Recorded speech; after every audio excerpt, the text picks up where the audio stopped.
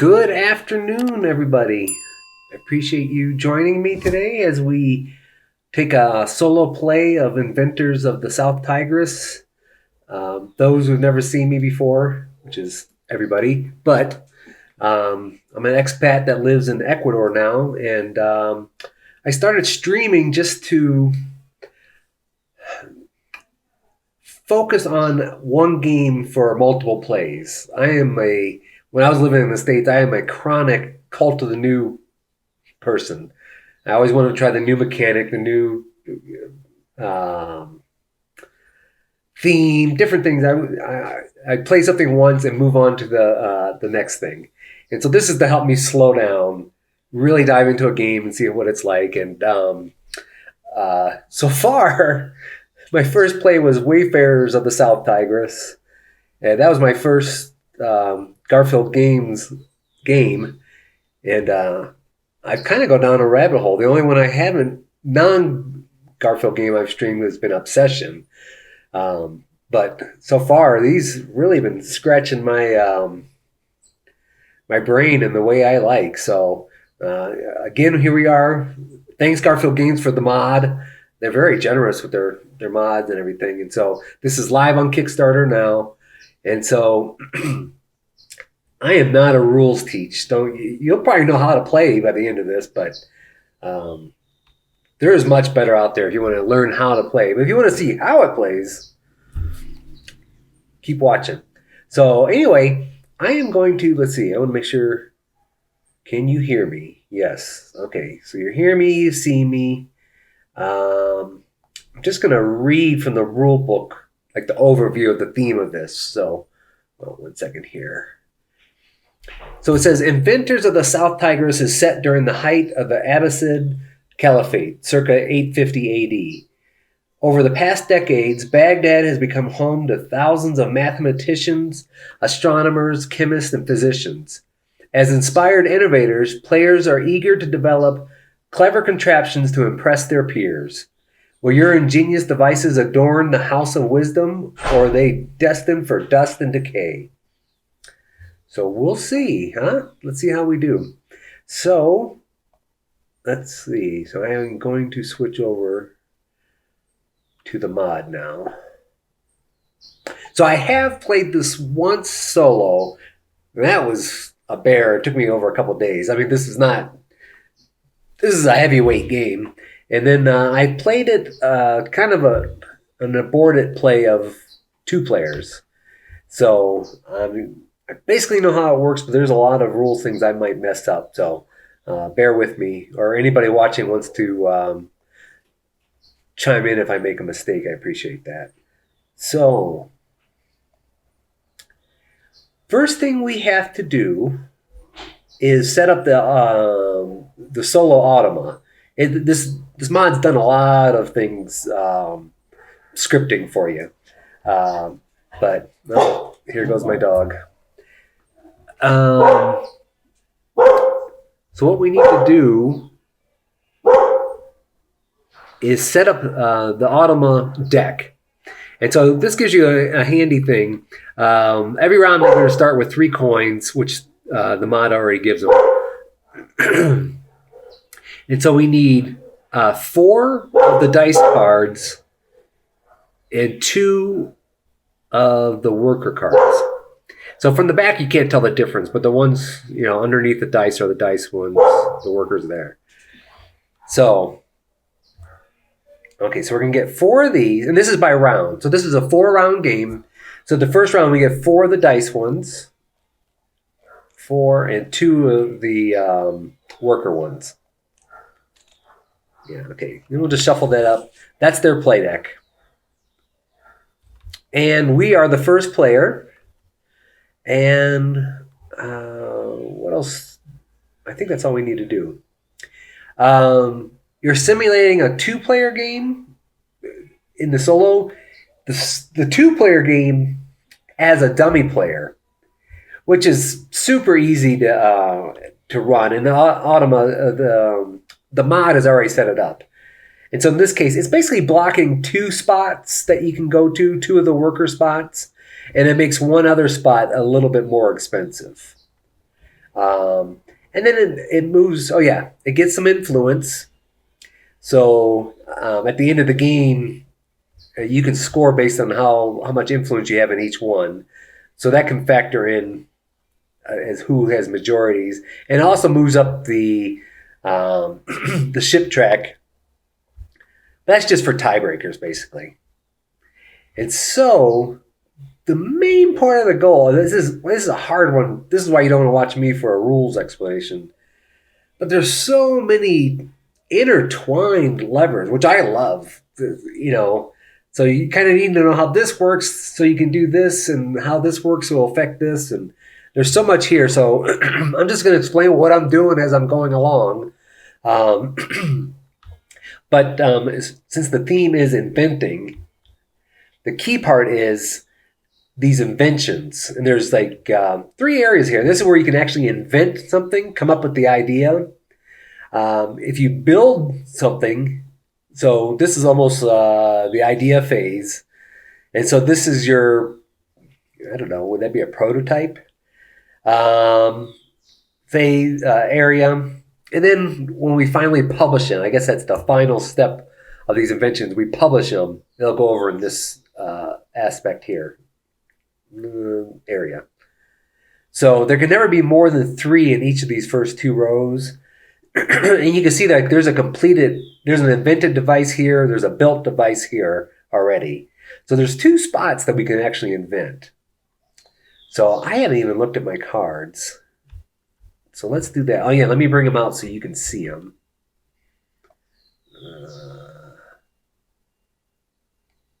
I'll put them over here, I guess.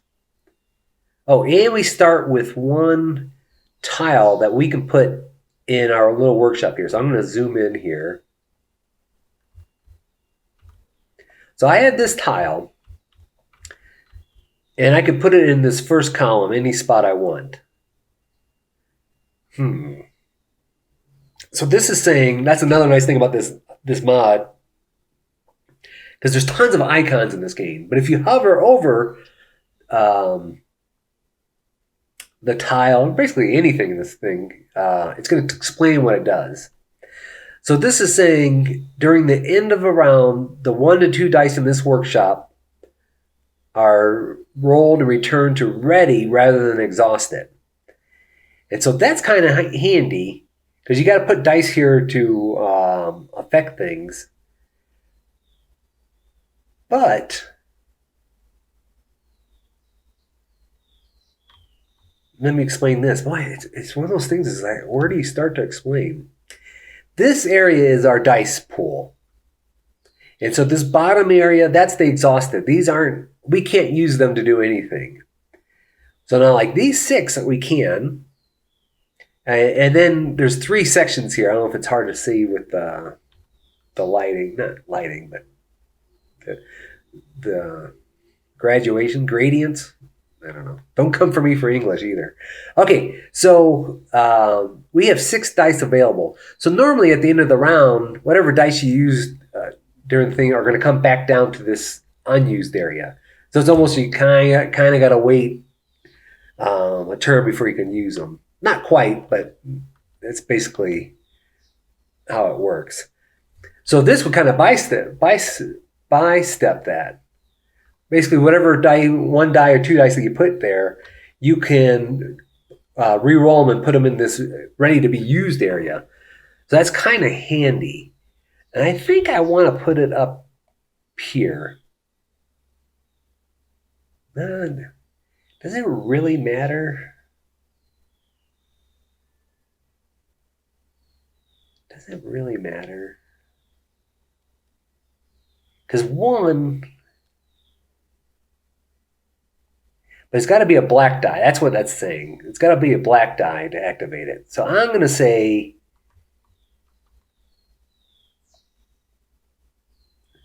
let's put it up here. Okay, anyway. So now, these 2 cards are in my hand. And so these are things I can build, like the sail and a statue. I'm sorry, invent. So To invent, let's look what our options are up here. To invent, I am going to have to, well, this one, I would have to put dice worth 2 or 10 points. Let me zoom in here. And discard a card to invent. The 10 is kind of high, but also I only have to get rid of 1 card because I only have 2. So if I wanted to build here where it's really, invent here where it's fairly cheap, I have to get rid of 2 cards. So then I wouldn't have a card to invent.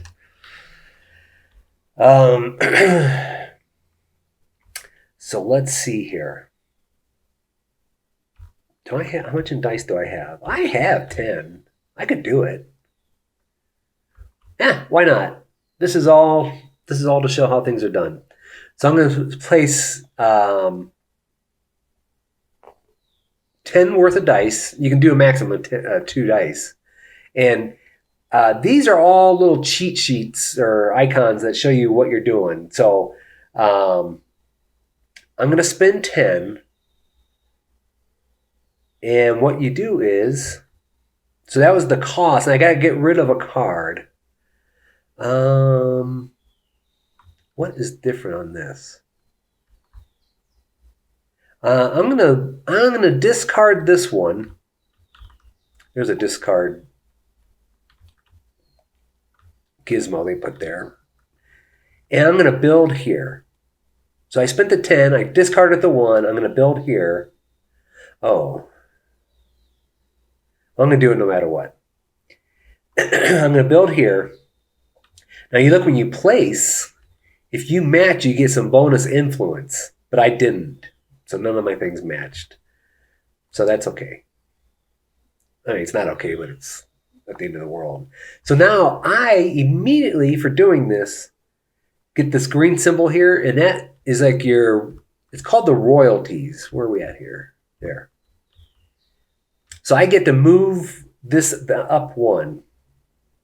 So as you further get up, it's like basically at the beginning of the round, this is kind of what you're going to get. So the higher up you get more things here. And since I moved over that symbol is a craftsperson.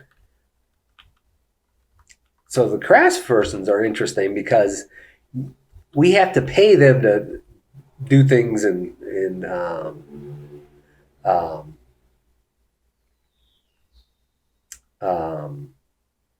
basically to do things. We got to pay to invent. We got to pay to build and publish. So I am going to, let's see here. That is, if I wanted to build something, now I'm just looking ahead. I need black, blue, and black, blue. Or up here would be the candle maker. Okay, well, I'm just going to move up. You know what? I'm going to move up the candle maker. And right now you can see these steps. This is a tower you're going up. And so that allowed me to raise 1 anyway. But if you pay them, like use them to do something, they flip over to inactive. That's these 2 are inactive already. But as soon as you clear this bottom tile, it'll flip and go to the top and go down. So basically, you guys are gaining experience and you get better income at the beginning of the round and different abilities. So going up is nice, although things cost more the higher up you go. But that's what this progressing your tower is about. So okay. So I raised the guy. I got my royalty. So I built that. I got no influence from matching. So that's my turn. So now, hope you don't get motion sickness with me moving around here. So we just flip over the top card. And so this is saying they want to build. And they want to build. They don't have enough. Never mind. They need 4 to build. They don't have it. So all they're going to do is gain 1 black influence and 1 coin. So let's go up the coin, and we'll give them 1 more. Sorry about the dog again. This is Ecuador. There's so many dogs, street dogs, unfortunately. So a lot of times when they walk by, Melon's got to protect me. Okay. So that's it. That was a simple. The AI. I've played Wayfarers and I've played Ezra and Nehemiah, and I actually maybe Wayfarers might be quicker or easier, but this one I thought was a lot smoother to me than Ezra and Nehemiah. This seems like a really smooth solo automa. So that's their turn. So now we are going to. I'd like to build. But I would need money. Because I'd have to pay at least 3. I'd have to pay at least 3. So, and that one costs 2 up there. But these cost 1. I'll zoom in so you can see. That's their cost or the level they're at. So 1. So I need 3 coins. I don't have it. But if I come here, let me see here.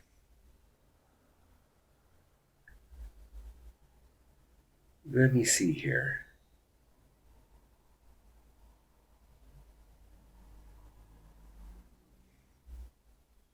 See, if I come to this spot,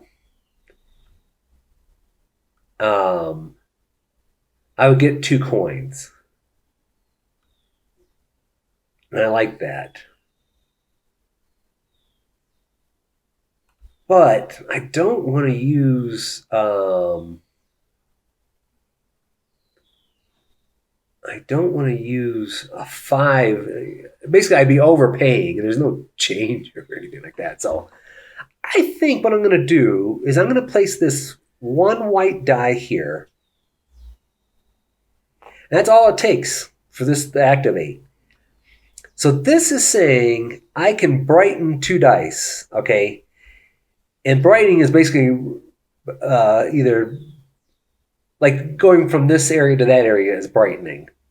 Or from down here to up there is brightening.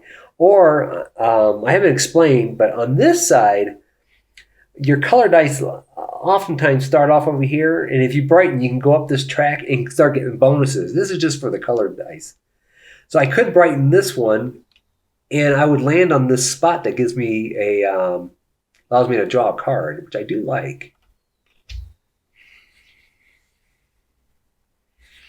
But I think all I'm going to do is bring 2 dice up. And if you see this symbol here, that's saying when you cross this threshold, basically these numbers don't mean anything down here now. Because when you cross this threshold, you're going to roll your dice. Well, the ones you brightened. Okay. Okay, very good. And same thing if you bring your colored dice on point, like you can see. But from this area here, these pop-ups are kind of annoying in this from pointing aspect. But when you bring them over into like the ready to be used area, like this die right here could not be used. Yeah, you have to bring them out into this area. But when you bring them over, that's you roll them at that time also. So this number means nothing.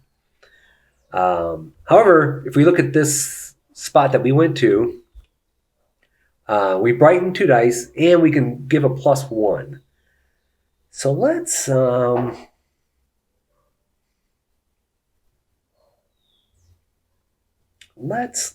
make one of these a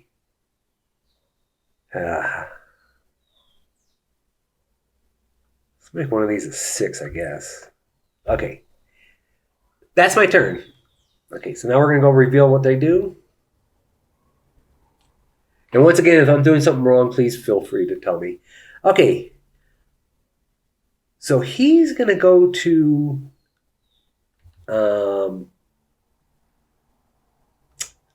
I guess it's easier to show you. he can go to. There's 3 spots that here he can go to. I'm just going to show you. I'm trying to avoid jumping around. But if you notice here, there's 1, 2, 3 spots here that him or I could go to, and it costs 1 of each influence. So you notice the 3. So based on the little chart on the left of his dice, his Automa card, I guess, he's going to go to the middle one. If I was there, because only one person can be there at a time, if I was there, he would go then to the second, then to the third. So he's going, oh wait. He's doing that so he can research. However, researching occurs on this river track, and it only occurs where there's an empty spot. Right now, all these ones have tiles on them. So actually, right now, there is no spot to research. So he's going to go down to the second ability. He is going to get a blue and a yellow influence and a coin. So we'll give him his coin. He's going to get a blue and a yellow. So there's the blue, there's the yellow. That's it. Okay, that was 2 easy turns for him. So now. I need money.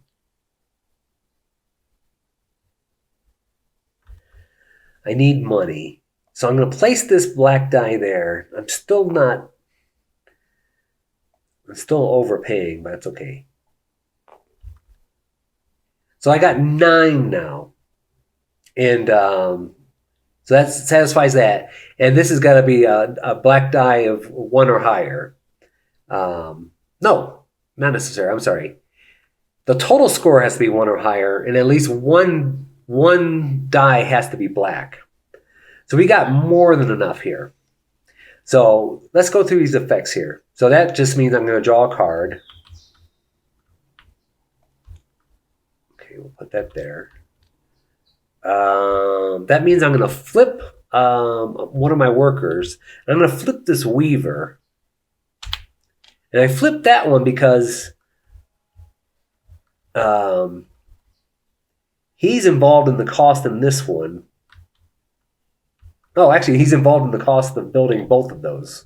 So either way, I needed a weaver, and he was inactive, so that makes him available to use. And then we get 2 coins. And remember, this is saying at the end of the round, instead of coming down into the exhausted, they basically we re-roll them and they become ready to use for the next round, which is nice. That's my turn. Okay, he is going to test. And so testing it's got to be a device that's already built, which is only 1, or published already. And so basically, I guess, I don't know, thematically, yeah, I guess testing is testing. So he's looking for a yellow spot. Well, there's one available. So he is going to take an orange die. He's going to roll it. Oh, figures. I'll explain why. He's going to move here and see. I'll show you here. You can see, maybe if I tilt this, I'll put it to the side. There's an asterisk there. He's going to gain yellow influence. So he's going to move there. He's going to get yellow influence. And more importantly, he is going to move his ship 2 spots. So this is the main way of moving your ship is through testing. So he's going to move his ship 2 spots. And anytime you move, you take the tile there. Well, yeah, you take the tile below and put it into your tableau, kind of like how I did at the beginning, where I started off with that free one. All he does is take this, and that just counts for scoring. He's not going to get any benefits from that. as far as like symbols and abilities. And he takes the top one of this and flips it. And now he puts his influence here. So now he gets 3 points at the end of the game. And what this is saying, because so he researched. No, he's not researching. I'm sorry. I got ahead of myself. He's not researching. That's a whole nother ability. Or action, I guess. Yeah, so that's all he does. He moves his ship, takes the tile. That's all he does. Sorry about that. So now it's our turn. So now we have money. So I do kind of want to build.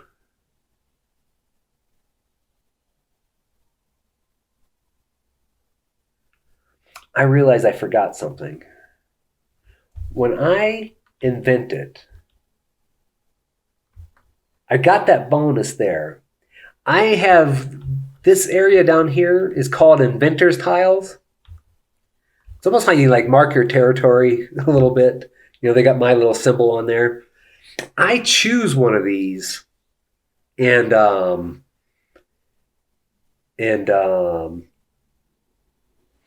place it on there. And you know what? I need money. My 2 times of playing, I thought money was tight. So I place that there. I don't get that yet, but when this is built, I would get it. If, for instance, this one, I would gain, whoever builds it gets 2 black influence. So, okay. So now I'm looking to build. So I can do either one. I mean, one would cost 12. Oof.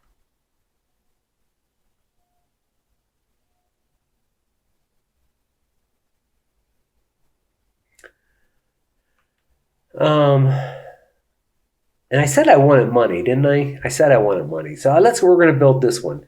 So I need, there's names for that. I'm terrible at this. The blacksmith, that one's kind of easy. The weaver we knew. I think that's the Tyler. The blue one's the Tyler. So, but anyway, black, blue, and the red. So we need to pay them. Black, blue, and red. So they all cost 1 right now. So we're going to pay 3. 1, 2, 3. They flip. They move over.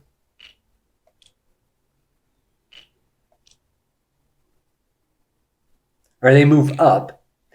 And now, you see how that tile is empty? So I'm going to progress the tower. And when you do that, you get this ability here. Let me zoom in. You get that ability here. And as you can see, as the tile progresses, there are better and better abilities you get. So I can refresh somebody. I'll refresh the red one again in case I wanted to build. So I'm going to progress. So this is going to flip over to the number 6 side. It's going to go to the top and slide down, which would be hard in Tabletop Simulator, but they automated it. So click that, everything moves down. I realized something, though. We paid our workers, but I didn't pay the 7 cost. Yeah, I didn't pay the 7 cost. So let's put,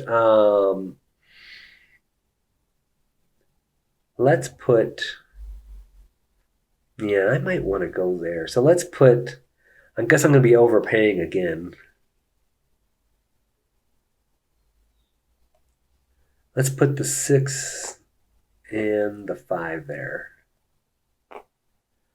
So I'm way overpaying. So that was the cost. But I'm going to get 2 coins from this.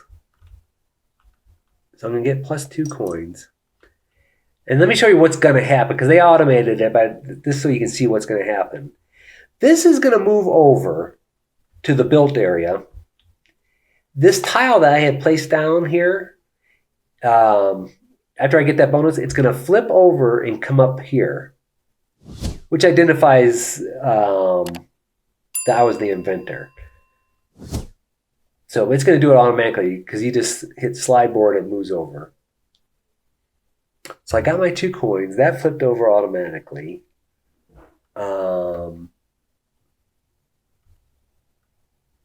I think that's it. Oh, I have to put my, see these spots for, it's like who built it and who published it. There's different things. So there's that. This one's got a black one because that was already built. That was neutral. Okay, so I built that. So that's my turn. I hope I didn't forget anything. I paid the cost. I didn't say, though, any of these actions, like with inventing, building, publishing, testing, they take a camel spot to do. So you start the game with just 2. And there's ways to get more, but you kind of got to maximize or be careful with your spots. You got very limited. So even though I got like another die here, I couldn't do anything with building, testing, or publishing or inventing. So keep that in mind. It takes camel actions and, along with your die to do that. So that was my turn. Let's see what he's going to do. He's going to pay 3 to publish. He can. I know he can. So let's see here. So -3. He's going to look for the first built device on the upper built device. This one is neutral. So if that was mine, if I had built it, no, I'm sorry. If he had built this one, I would actually gain a silver because I was the inventor. So this is neutral. Nobody invented this. That's how the game started. So he doesn't have to pay that. So he is going to slide that over, and he's going to put his marker on this. So since we're here, let me explain some of the scoring conditions here. In this published area, once you're over in this published area, there's these, each one's got a different scoring condition at the end of the game. And so this is saying, if you have workshop tiles that require blue, he's not going to, the solo player is not going to worry about that. But let's just say that was us. If you got 2 of them, you would score 2 points. If you had 4, you would score 4 points. These numbers are criteria, not necessarily the points. You can see here, that's the point you're going to score. It just so happens in this case, they're the same, 2 for 2, 4 for 4. But you can see other ones. Yeah, here's an example. That's 4 and 7. That's what you got to, what's the requirements? What is it? Oh, the tower level of your lowest craftsperson. So if you progress your people up, if the lowest one's at 4, you'll get 2 points. If the lowest one's at 7, you'll get 4 points. And this would actually score for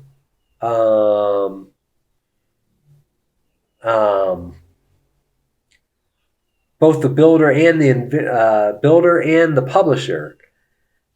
And if you're both of them, you would score that twice. So that's kind of handy. All right. So anyway, that's not going to help him. So now let's see here. What can I do? I can't test. I do have that blue die.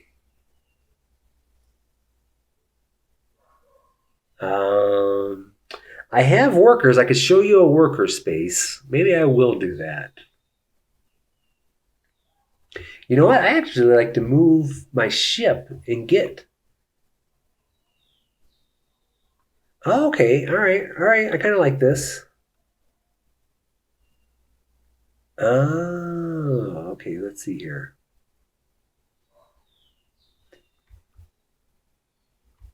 see, if I came here, I could spend one influence, or one of each influence, and I could move my ship. And I could get this. Oh, boy.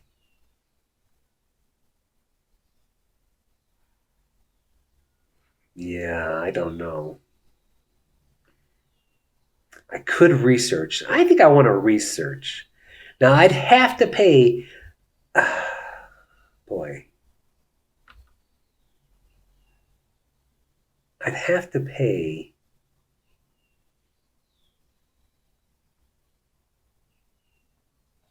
No, you know what? I am going to... Oh, but see, the dummy player made this more expensive. And I don't have enough to pay it. So I can't do that. I can't move my ship. Man, that hurts. That hurts. Now, I could come here.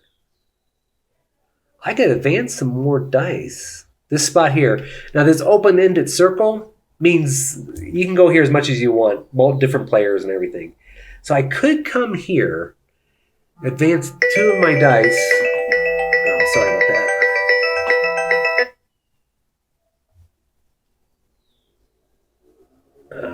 Let's see here. I can't do this. Okay, let me turn that off. Okay. So I could advance 2 of my dice. So I could bring 2 of them out from below.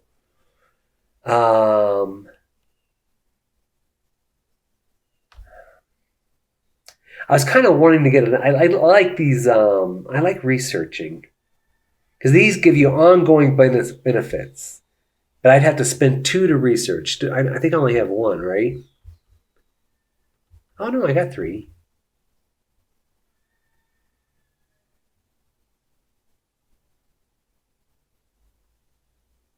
How did I get 2 more?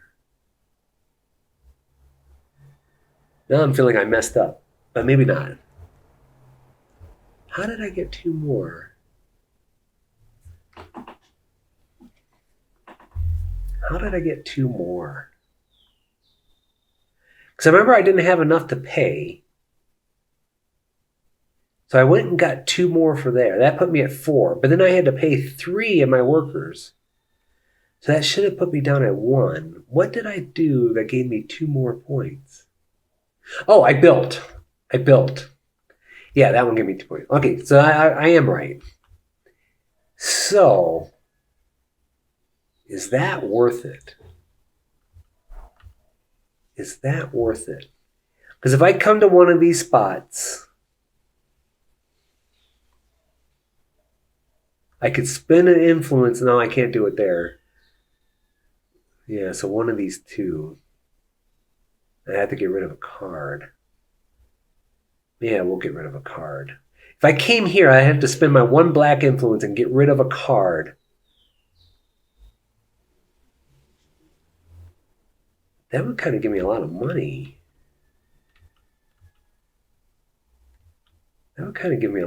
Or I could research. I kind of like the idea of researching.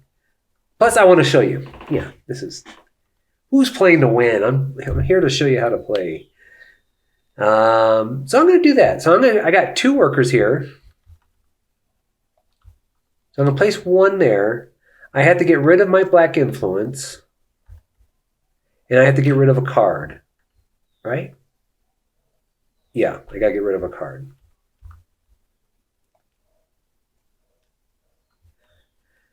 So now what? I research. So now when you research, you go to the leftmost spot in the section of the river you're in, which is this one. However, I'm behind it. So there's a little symbol here. Let me show you the iconography. Right? Am I saying that right? It's really good. So since I'm behind, I have to pay a silver for each spot I'm behind. I'm 2 behind, so I'm going to have to pay 2 silver to research here. That's what this little symbol. Right? Yeah. When you research for each space that the selected space is ahead of your ship, you must pay 1 silver. So I got to pay two silver. So I'm down to 1.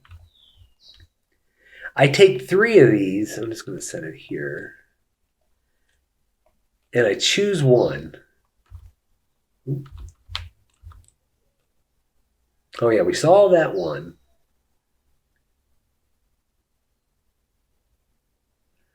So this is saying anytime you move up on the royalties track, you can brighten 1 die.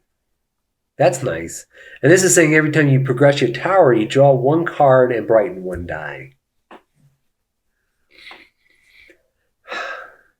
Now every time I played, I haven't gone high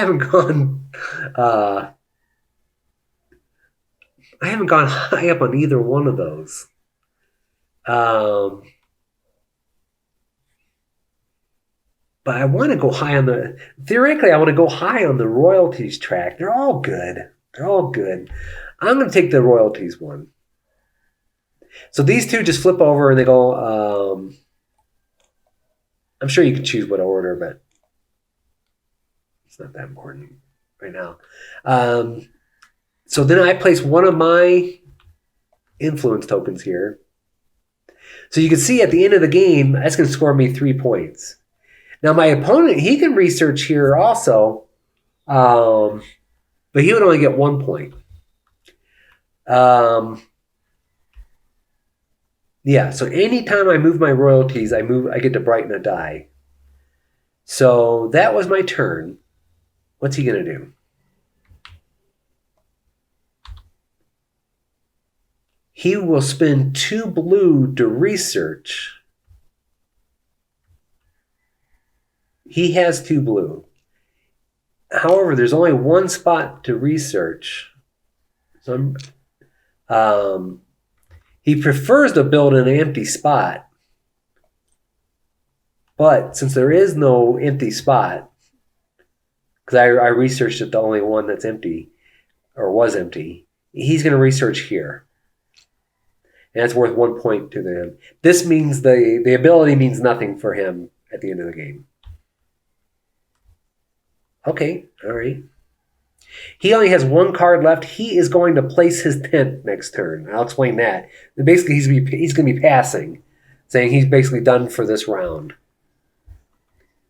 And I'm not too much further behind him. Yeah, I'd like to advance my royalty track. But you kind of got to do something in here to do it. And I don't have any camel spots to do it. I could place a worker. What would that do?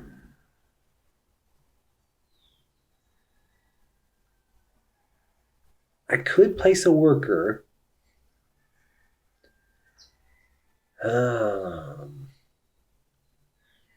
I mean, I have no cards. It'd be nice to grab a card. I could flip somebody over. But I think I'd rather advance a couple dice to have more options next time. So maybe I am going to come here. So what's that mean? Oh,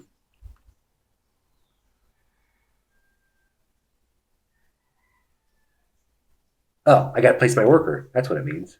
So I place my worker here. I'm going to advance or brighten twice and give a +1 to one of my die.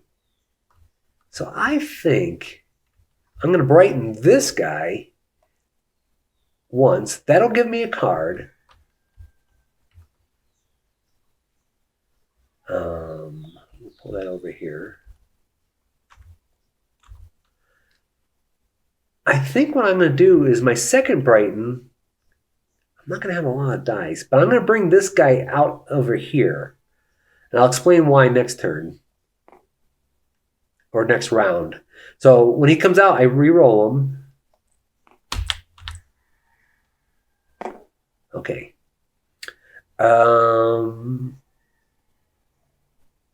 Oh, I can add a +1 to one. So I guess I'll make this a 4, and not that one. You'll see why. That's my turn. So now he's going to tent. So all we're looking at this card is the bottom. So he's going to move to the leftmost. There's 5 places you can place your tent. That's basically signifying you're done for the round. He's going to go to the far left, and he's going to move the dummy player to the middle one. And it says just basically to block me. So, okay, so he's going to the far left. So he's placing it there. And the dummy player he's placing here.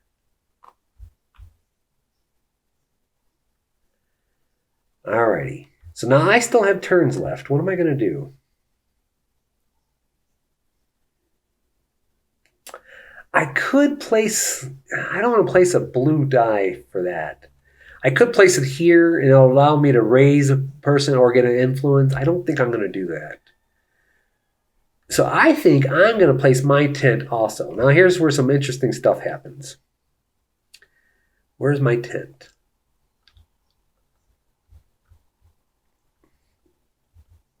So first of all, when you place your tent, if you have any workers, I got to zoom in because otherwise it shows that text. If you have any workers or camel spaces left, you can do the following for each one. Multiple times if you got multiple of them. You flip over one of your workers and you brighten a die. We've used all our workers and we've used all our camel spots. So that does not affect us now. But now here's some interesting stuff. I got 3 spots I can go to. I could go to here. This would give me a colored die of my choice, 2 and brighten and be able to brighten 2 dice. I don't really have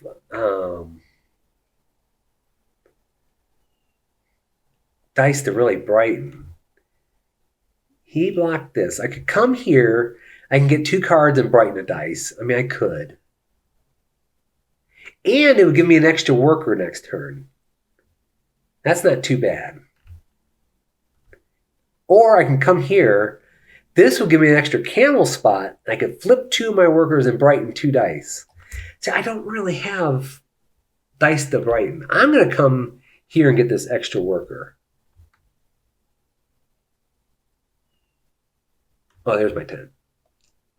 So I'm going to get 2 cards and brighten a die. Okay, so let's get our 2 cards. I'm going to just put them in my hand right now. And I'm going to brighten the blue one. We'll set these out so you can see them. I guess you can see my hand. I don't know why I'm doing that. Okay. So I placed my tent. He's placed his tent. Let's say I didn't place my tent. What's interesting, on the solo player, if I took another action, if I didn't place my tent this turn, and let's say I did something else, he would get a silver coin. Every time I keep going, he would get a silver for each action I took. Or if you're playing multiplayer, I kind of like this. I talk about with my buddy about this. It's kind of like the one thing I love Arnak, Lost Ruins of Arnak, and it's kind of frustrating when I should say no fault of your own, but maybe it is. But you end up out of actions and you're like passing in Arnak, and your buddy might have tons of just turn after turn. He just keeps going and going, and you're just sitting there like, man, I really wasn't. This is so inefficient of what I did. In this game, which I like, is when you basically pass, you have some basic actions you could do if the other player is continuing with their actions. So every action they take, you could do. You can brighten a die, you can flip somebody, you can, what's the other one? Let's see. Oh, you can pay one of your craftsperson to remove all dice from a workshop. So basically, you might be able to activate your workshops again and stuff like that. So anyway, you basically get to have actions even if you pass, which is kind of nice. But in this case, we've both passed. So now what? Okay, that's in-game scoring. If I do that, it'll automatically do some things. Because what's going to happen is these tents are going to move up. And in these first three spots, the first player to move up gets an influence in, the different colors. And not only do you get influence, any tent there at the end of the game counts as 2 influence of that color for purposes of figuring out the majority here of the guild. That could be worth a lot of points. So these first 3 spots are nice. And whoever's on the leftmost, which he beat me to it, goes first the next round. So he's going to go first the next round. So that's what's going to happen. So that's what they got this automated. Let's see what it says. It performs steps 3 through 6. Okay. Of the end round. It does not adjust turn order or brighten unused dice. I thought it did do turn order. Okay. If you have effects that return dice to places other than exhausted, do these manually before pressing this button. So I do. You remember we placed this one here. So these 2 dice are going to come into my ready area. Normally they would go down below, so that's good. So now I can hit this next round. Let's see what happens. Yes. See, the dice moved up. The dummy guy just sits, the dummy tent just sits here. Let's see if it moved the first player. Okay, it did not. Okay.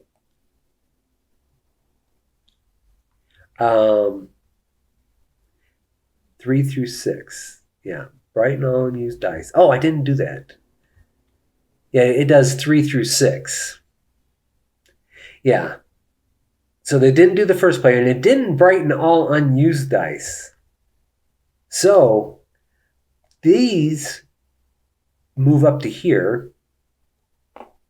These move up to here. And I haven't really explained these things. All these are... Oh, wait. Those 2 were down there. Those come up. Yeah. Is that right? Yeah. I got to remember to do that next time. So let me show you what happens here. So there's these different areas, the 3 areas. I can't remember the turn. Sorry, I'm terrible with that. There's like thematic terms. But basically, now all these dice are ready, but if you pull the dice from here, you add 1 to their score, which is a max of 6. So that wouldn't do anything. But this would become a 6 if I placed it out. Oh, I didn't re-roll these. Oh, wow, nice high ones. Let's see here. These, you add 5 to anything. So basically, any dice you have down here can count as a 6 if you want. So, and more importantly, when you brighten them, like these 2 were down here, so these 2 were down here. When you cross this threshold with a colored die, you get 1 influence of each.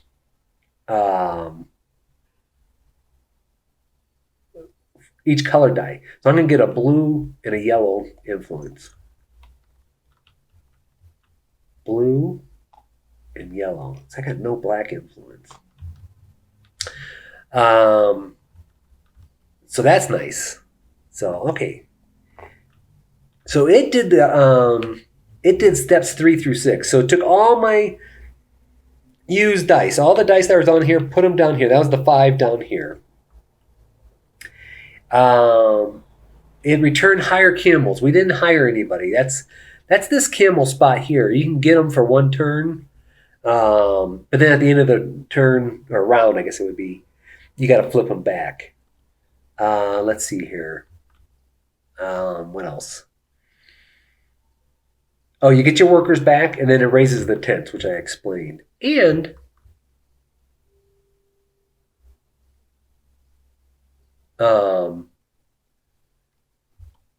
so it doesn't do that automatically. I wonder what step that would fall under.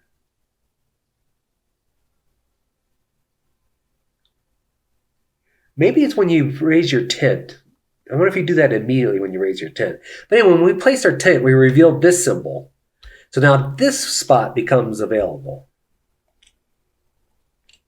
So now we got 3 spots, 3 camel spots, which will help a lot. Okay, so we did that. He became first player, raised tents. And so now we gain our royalties. Did I give him his 3? No, I didn't. So he gets, all he does, he gets 3. 1, 2, 3. And now you'll see what we do. We gain our royalties, which is up here. So that's below our where we're at. So we get to brighten 1 die and gain 1 silver. And I'm going to bring one of these out. We need more people to. Okay. Okay, so that's our royalties. You notice it says royalties and gain income. Income is based on your tower.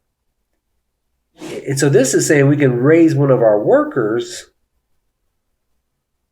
or craftspersons, craftspeople, and gain 1 silver. And as you can see, as you progress up the tower, you get more and more. So let's gain our silver so we don't forget.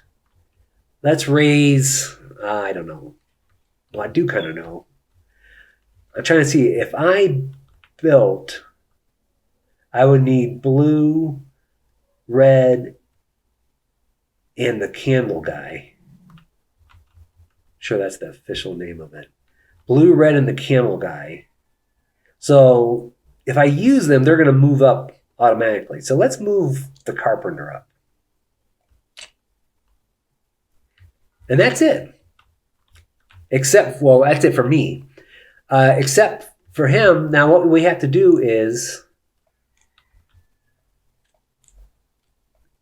I don't say fiddly, but we have to put these back and prepare his deck for the, oh man, we're on an hour for the first turn. Oh my goodness. All right, I got to play faster.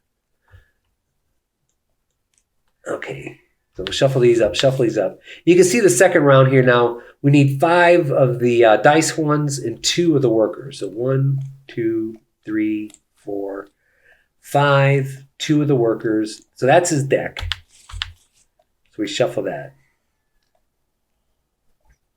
All right, so we also have to do the dummy player. I forgot that. Not this time, but in the past I've forgotten to do it. So we put that there, flip that. He's going to get 2 in the...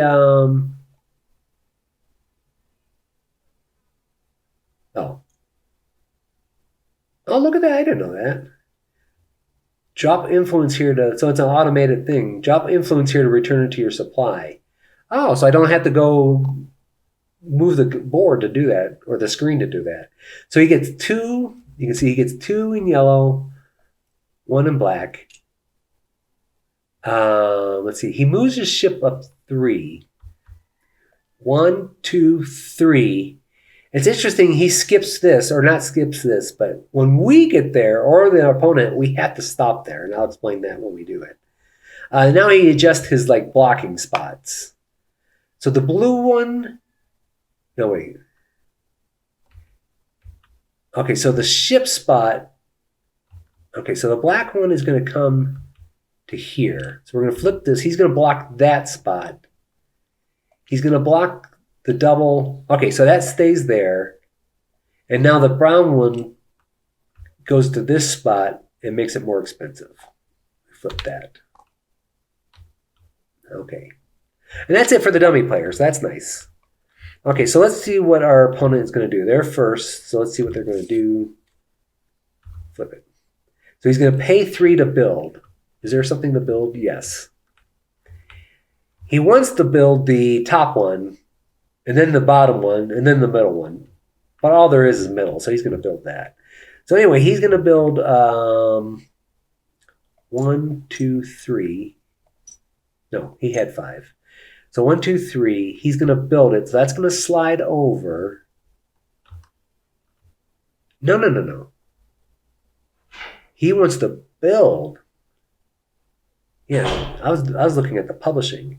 So he wants to build top, bottom, middle. I think there's only a top right now. Yeah, so he is going to build this.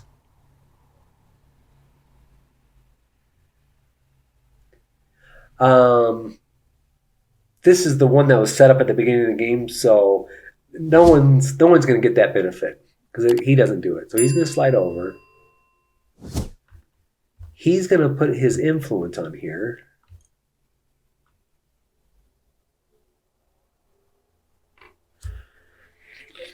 Okay, that's it.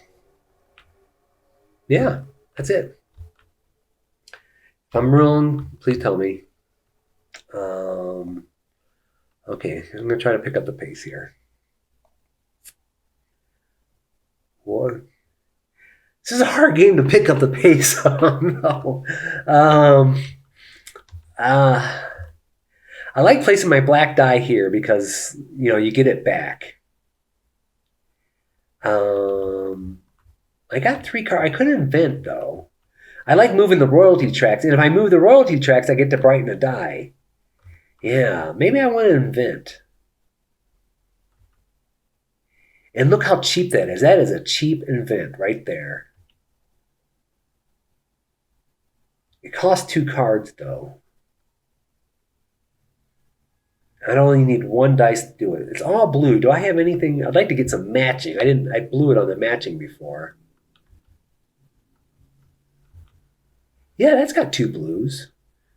Yeah, let's do that. Okay, so we're going to get rid of, we have to pay, the cost is 2 cards and 1 die. I'll just put this 4 die on the Campbell. And I'm going to invent this. Now, let me show you something before I move off the screen. These are like the I said it before, iconography. It's the symbology of what you need to do. But if you notice here, it shows like for certain actions, like for inventing, like if I used, right there, I just used a plain white die. But if I had used 1 or more of these orange dice, I could draw a card for each one. And if you build and use a black die, you could flip over a worker. And if you publish using a blue die, you get to brighten a die. So there's bonuses for using colored dice in these benefits, or these actions. But I didn't. I just used the white one. So I get 2 blue, which is good. Influence. I move my royalty. Where'd I go? Yeah, I move my royalty. So that bumps me into the next level. And because of this card, I get to brighten a die.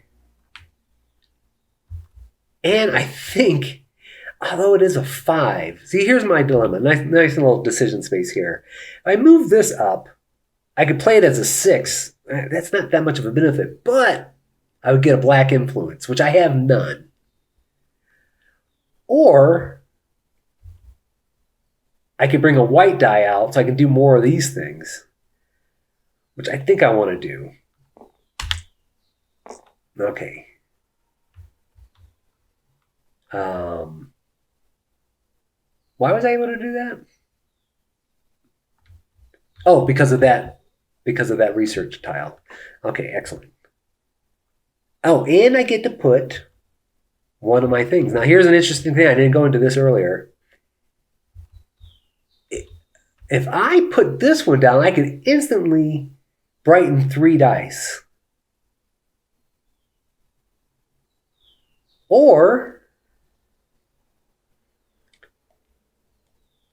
if I go over here, I get influence and 3 points because I revealed like that's at the end of the game.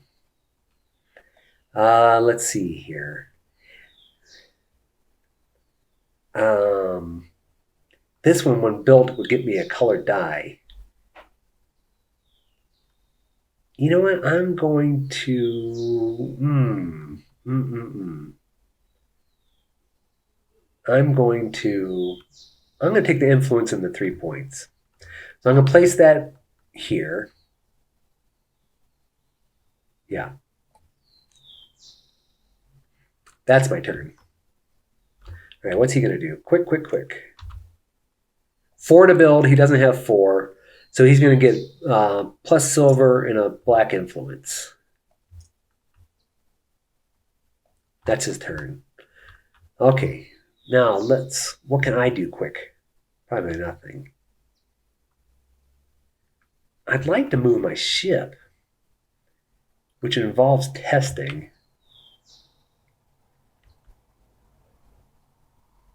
If I can move 3, look at this. If I can move 3, 1, and you skip spots without tiles. So I would go 1, skip this one. If he was there and there was a tile, I would stop there. You can be on the same spot. So I'd go 1, 2, 3. That would give me 6 plus with the black dial. And I could place it on this same spot. So these are all based on black, and good things come. You can make a little combo out of your little tableau. But to do that, I have to move 3. And so I could use my blue die. I'd have to test. I can move my blue die and test here, which helps me as the maybe as the builder. I could put a brown die here. My blue die here would only help him for scoring. I won't go into that until the end. Hopefully we can get to the end. Okay, so I want to move 3. I do want that tile. So I'm going to test. And how you test is let me look at the overview here. Gain 1 white die from the supply and place it on an available camel space. This step is easy to forget. It is. Because we have to test with the color die, and we're going to place it up here, and it's basically gone. Like, that's gone from you. So you get a white die to replace it. So we're going to put the white die here. The color doesn't matter. A number doesn't matter. So I'm taking the blue one, I said. Yeah, I'm placing the blue here. And I'm placing it here. Now what's interesting is if there's a die there already, like this 6 up here, which he jerkily placed, because your die any further die has to be, or dice, has to be equal or higher. So he basically blocked this, I could only put 6s there. So that was kind of a jerky move he did. Of course, when he places, it doesn't matter. It doesn't matter what number he places for his purposes. Okay, so I placed the 4. Let me go back to make sure I followed this step correctly. We gain the white dice. We place the color die on it. We can only do it on built or published ones. Yeah, we can't do it on ones that have only been invented. If there are already dice on the device, it has to be equal or higher, which we did. If the dice space shows an influence icon, gain 1 matching influence. It didn't. We saw that before. And then we move our ship exactly in the number of spaces. Yeah. I'll just show you there. Yeah. The other 2 have icons. This one doesn't. I wonder if the 3 spot never has icons. I bet that's the math here. I never looked for sure. Yeah, you can see it over here. It looks like whatever has the 3 spot doesn't you don't get influence for it. But we're moving up to 3. 1, 2, 3. I get this. No, we skipped that one. 1, 2, 3. I get this one. Now here's something interesting.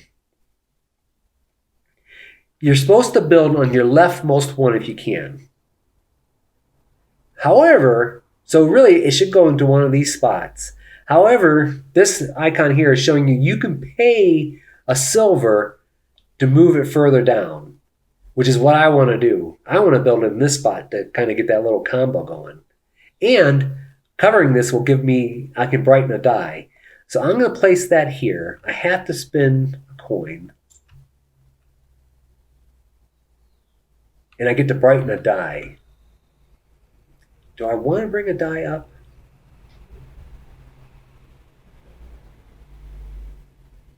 Do I want to bring a die up?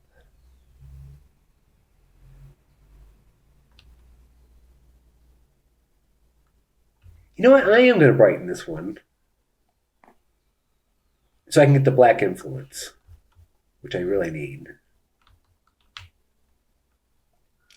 One black influence. Okay. So, what did I do? I tested. That's how I moved my ship. That's how I got my tile. Okay. Now I brightened my die, which gave me an influence. That's my turn. Okay. He wants to invent. So he wants to build in the middle spot first, upper spot second, lower spot first. I think they're all... Oh, no, I built in the middle spot. So he's going to go to the upper spot. And the way it works for when he invents, you're going to flip these cards over and place them until you can find one that gives him a match. So he's going to get some influence at least. Okay, so that's going to give him 2 influence. So he made 2 matches.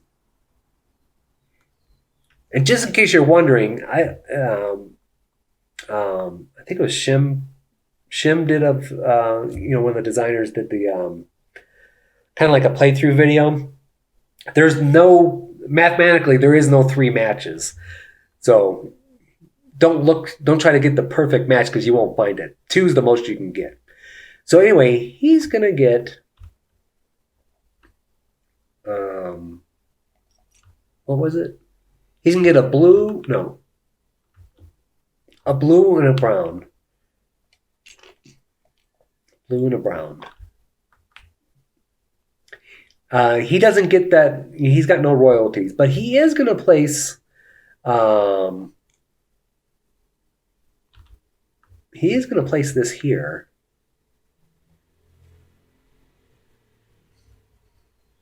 So if I built that, I would get a influence of my choice. So that's his turn. Okay, that was AI is quick. It's just me. I'm the problem. Okay, well, I want this. I got to use this. So I'm going to put this out, and you can, I can add 5 up to a max of 6. So I could make this a 6, but it doesn't matter because the next die, I had to place another die, and the minimum was a 3 I got. So that's going to satisfy this. So I automatically get a black influence because it's 6 or higher. And remember, all it has to be is 1 die. Like the black, I don't have to have 6 or higher in black. It has to be total 6 or higher, and one of them has to be black. So we get 1 black influence. Okay, now I got some influence up there, and it's nice. These are going to come back early for us. So I get a card. I get to flip somebody. So let's flip somebody now. Oh, yeah. I think I need a blue if I wanted to build. He needs a blue. I can publish. It doesn't matter. Blue and orange die. Okay, that's interesting. But it looks like I'll need a blue. Red for sure. And they'll both cost 5. And they both give you the same benefit.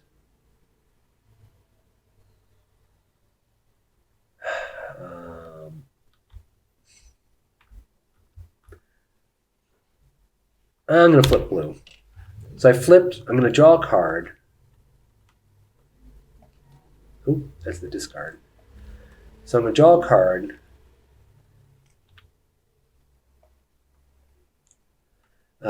Let's see here. I drew a card. Oh, let's look. I flip somebody. Oh, I get 2 coins. And that's at the end. Now, it seems like, I've only played 3 of the Garphill games, but it seems like their tendency is like if there's multiple things you can do them in any order you want in your favor, which is very handy. So So if there's any timing area, if there's any timing conflicts, so to speak, you can do it whatever way benefits you. What did I do? Oh yeah, I placed my die there. So that's it. He's going to test. He wants to test blue first. There is blue available on the upper row. Yeah, and so he'd like to test, let's say that was available. Not only does it show the color, but it shows the column he wants. So he's going to take a blue. So he's going to just roll a blue. Oh, good. A blue. Upper column, I guess it'd be row. And it'll be, see, there's two choices he can get. He's going to go to the left. And unfortunately, that's going to give him, he's going to move one ship. He's going to get this, which is worth points. He is going to, and get one blue influence. He really hasn't spent any influence. I don't think he's spent any influence yet this game. That's his turn. Okay, what are we going to do? I'd like to do something so I can pay some people and move it up a level. And I got one more camel action to do it. Huh. I mean, I could test, but then I'd be out of I'd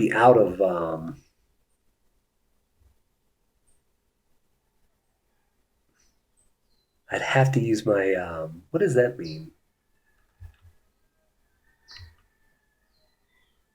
Oh. So that's saying I could pay my, it's not a lumberjack, what is it? Carpenter. Maybe it's the carpenter. I could pay the carpenter to move up the royal track. I'd like that. I had to have 10 dice. I'm just thinking, like, if I test it, I could move my ship up one. But I'd have to spend my orange die. I don't really want to do that. I could come, it's more expensive. I could come here to move. Man, okay, I hate that. One of the tinting actions. Oh, it's not there. Oh, I forget. These are actually randomized. And see, two of the other games I played, there was a tint action that allowed you to move your ship. But it's not here in this game. So if I want to move my ship, I got to pay through the nose.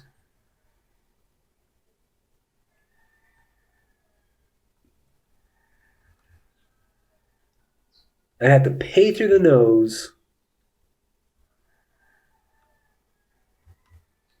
or I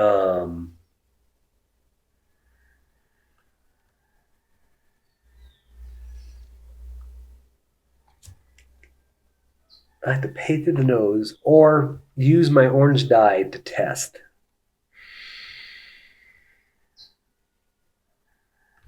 Testing isn't bad.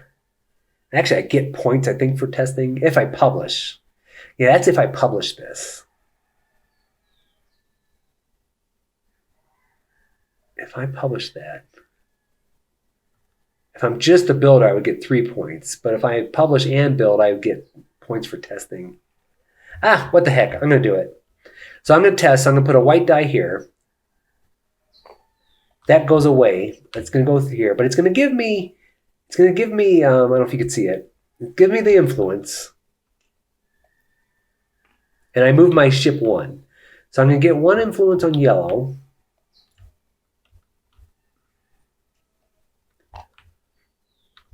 I'm going to move my ship one. I'm going to take this tile. And I think I'm going to...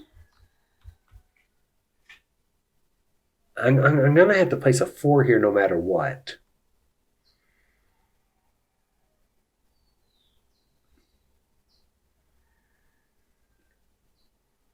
I'll place it here.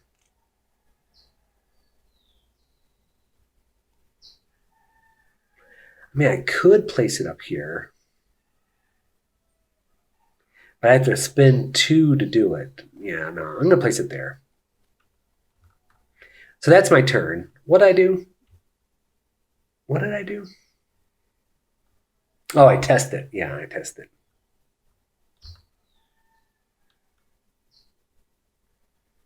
All right. Yeah, okay. That's my turn. Okay. Let's see what they does. Okay, let's see here. So he's going to pay 3 to publish. Okay, he does have 3, and there is things to publish. So he's going to go 1, 2, 3. He's going to publish. His goal is the top one, which there is. So he's going to publish that. If I had built this, I would get a silver from the bank. He doesn't pay me directly, but this is one of the basic one of the setup ones. So he's going to slide this over. He's going to put his marker on here. And that's it. That's his move. Okay. Well, okay, what am I going to do? I'm definitely going to get this. I want that bonus. So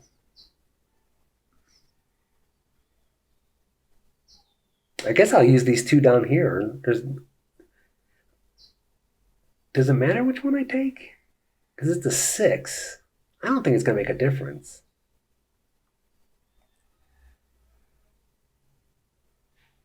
Okay, I'm going to go 6 and 5.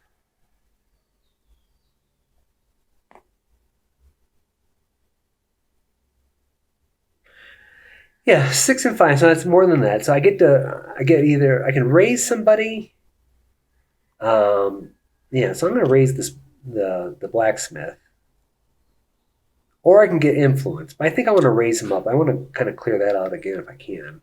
And more importantly, I can. Oh, he's not. Wait. Let's come back. I can't pay the woodsman because he's not flipped.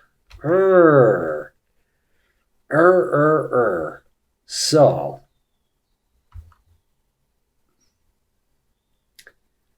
I was going to show you something. There's something about cards that I didn't explain. But you can, all the cards basically have where you can flip one of your workers, specifically a worker, in this case the weaver, and +1 to one of your dice. You have to discard your card to do it. So that would have been nice if that was a carpenter, but it's not. So how can, yeah, because I got to pay him. I got to make him active in order to make this worth my while.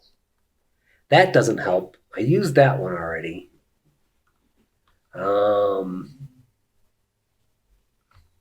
There's got to be something up here that does it. If I spent one of my workers here,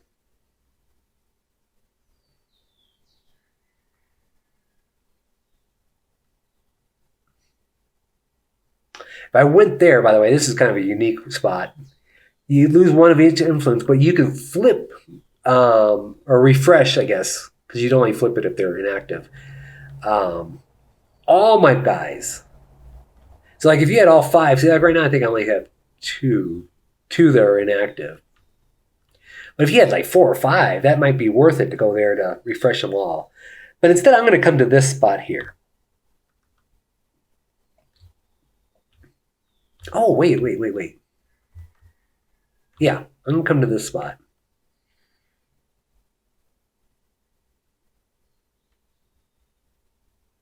You know what? Maybe I won't. Because he can't block that spot. I think I want to research first, because what if it gives me some kind of bonus to whatever I'm doing? Let me research first.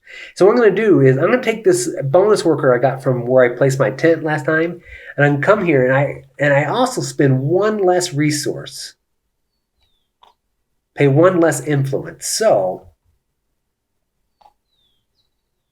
oh, I'd have to pay somebody. I don't want to do that.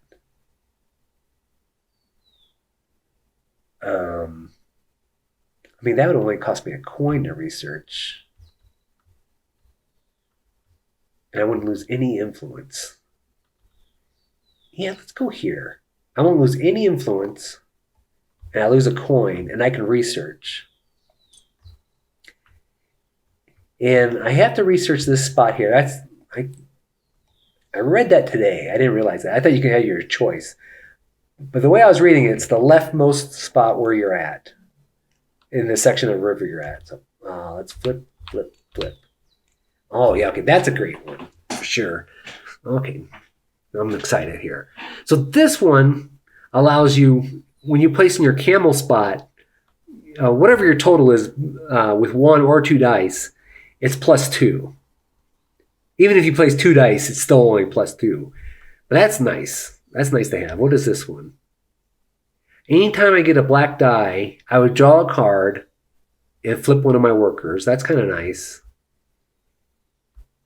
Whenever you gain a workshop tile, brighten 1 die. No. No. We're gonna take the camel. We'll put those on the bottom. Okay. I like that one. I get to put my influence there.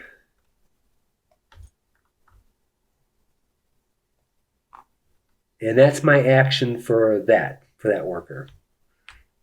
Okay. It's his turn. He's going to spend 2 to research. He's going to spend 2 blue influence to research. I'm sure he's got 2 blue influence, doesn't he? Yeah. So he's going to spend those 2. Oh, wait. Yeah, okay. Those 2. Now he's going to go where the leftmost empty spot is. So like if this had a tile, he would have went to where I was like before. But instead he's just going to take the top one, flip it, put it there, and put his influence there. So that's 3 points for him. Now if I wanted to get this, anytime I got an orange die, you could flip somebody and get a coin. So okay. So that's his turn. Oh,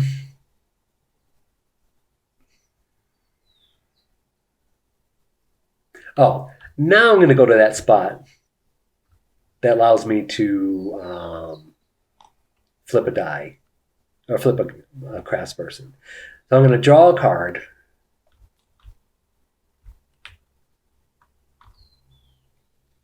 I'm going to flip the carpenter. Oh, we can add +1 to a die. I mean, I got such high numbers. This isn't...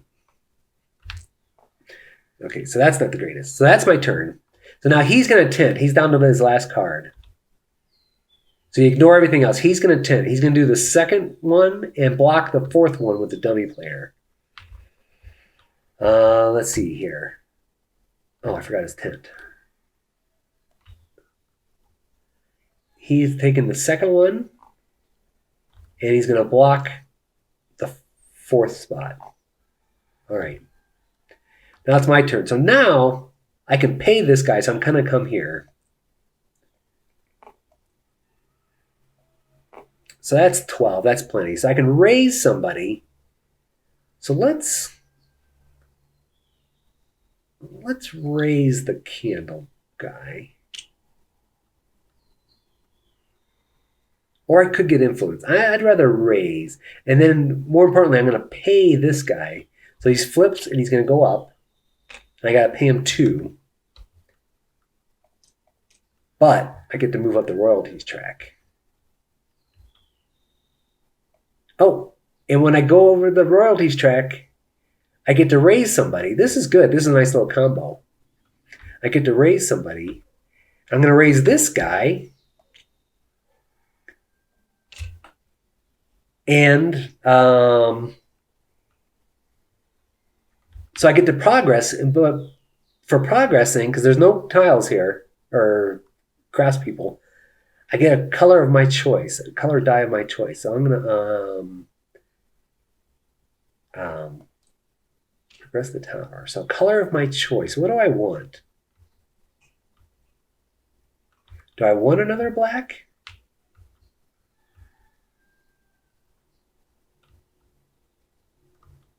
Do I want another blue?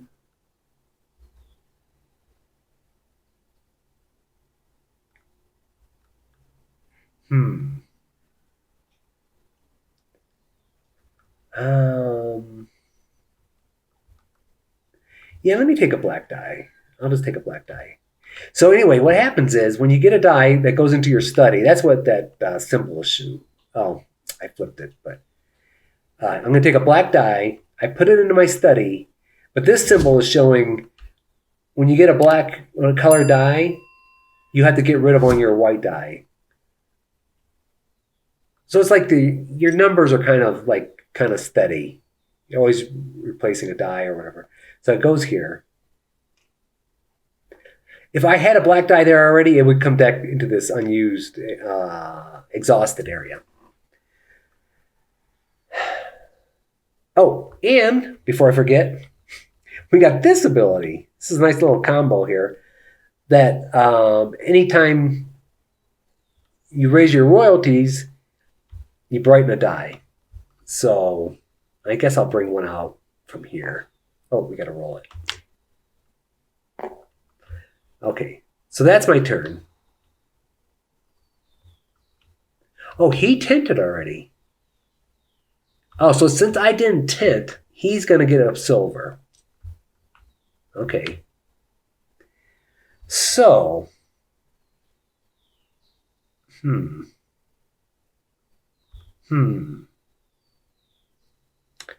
I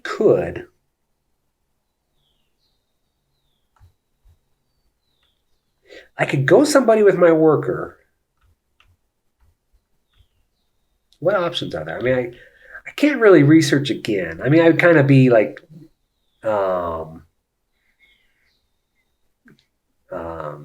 hanging on to his. It's not that great. I mean, I could go to one of these spots. Like I could get 3 cards and get a die. This spot would give me a lot of money, but I'd have to spend 2 of my black influence. But I get a black die. Oh, I don't want that because I got 1 black die in the study already. If I did that, I would get my royalties plus a coin, and my royalties is giving me 2, so I would get 3 coins for going there. That's nice. But I would kind of waste a black die. Not really. But if I went here, if I went there, I would get 3 cards, which would help me to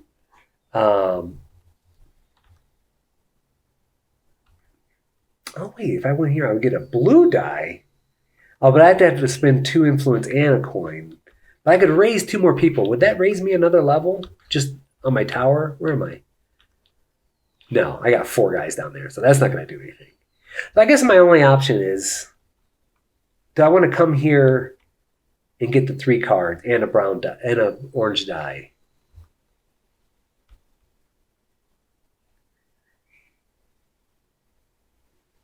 Or if I save the worker, remember when you place your die, your tint, I could flip somebody and brighten a die.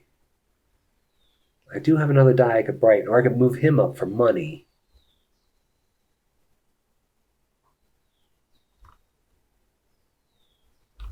I got 2 cards already. Is there anything I could build for 1 card? Yes, that one I can. All right, I'm going to save that worker. We're going to tint now.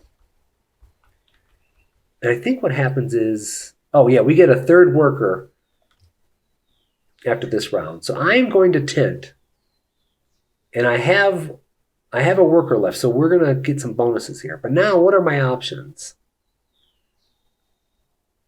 It'd be nice to go first again, but I don't have anything to research.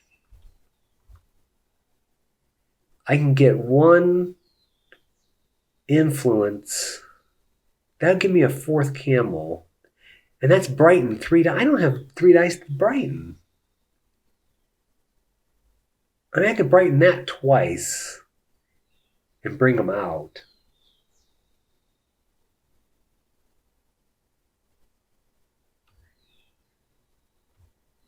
Yeah, because I kind of want the bonus. Remember, if you come here, it's going to count for 1 this turn and 2 in the future. So I'm going to go there. So first, it's easy to forget some things here. First, because I had a worker left, I'm going to flip somebody and brighten a die. I guess I'll brighten this guy. And I'm going to flip. Well, I'm going to flip the carpenter because I want to pay him again in the future. So let me make sure he's available to be paid. So let's flip him. And now we get our black influence and we can brighten 3 dice. Okay. So black influence. 3 dice. I don't really have 3 dice to brighten. I guess I'll move that one up. Let's move this one up. And I'll brighten. No. I can do 3 dice. And what I'm going to do is I'm going to do this one 3 times. So I'll go 1, get a coin, 2, flip somebody, and then 5, bring him out. I roll them, but it doesn't really matter because you can add a +5. So what did I say? I got a coin, and I get to flip somebody. Yeah, so I did brightened once, twice, brought him out for 3. All right, that's my turn. So now we go to the final thing here. So, okay. Leftmost tent becomes the first player. That is him again. So he's going to remain the first player. Brighten all unused die. So that's going to move up. That's going to move up. Exhaust all used dice. So it'll do that automatically for me. But remember, this one, because of that ability, is coming into my ready, not into the exhausted. So we do that first. Eek. Not great numbers. And then, so now we can do the next round button. So it'll raise the tents for us and all that kind of stuff. And it gave me my 3rd worker for that spot. Okay, so now we give it +3. We got to set the deck up again. I guess that was a little bit faster round than the first. Oh, okay. So those 5, let's group them, flip. That goes into the dice one. These 2 go to that one. We shuffle them. So this round we get 5 of the dice ones. 1, 2, 3, 4, 5. And 3 of the worker ones. Shuffle, shuffle. Let's set up the dummy player.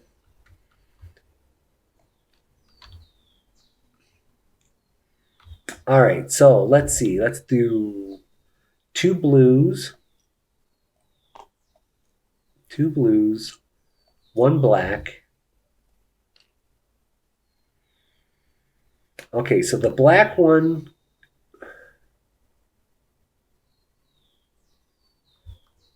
Okay, so the black one is going to increase the refresh all spot. Okay. The brown one is going to come over here. It's going to flip over and block the double influence spot. And the blue one is moving over to the influence and coin spot. So that's it. So we're ready to go.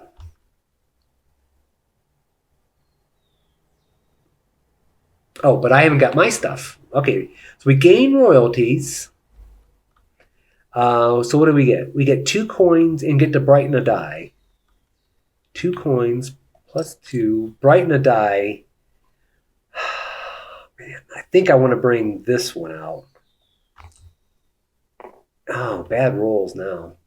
That's it. Such high numbers early on. So I got my royalties, but I also get my income now this time. So I get 2 coins.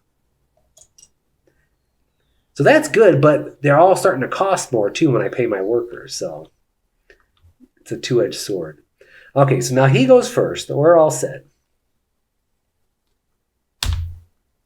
He wants to test. He wants to test a brown die in the middle row. Let's see if there's any brown die spots. Yep. And there's one in the middle row. So he's going to place there. So we grab a die, we roll it. 2, good, I guess. That's helping him. He's going to score based off of that. Let's see here. That's his turn. All right, look at all these. We got money. We got all our workers available.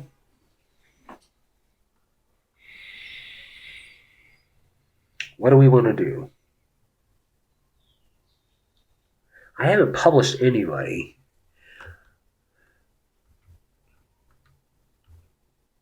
I mean, I could publish myself.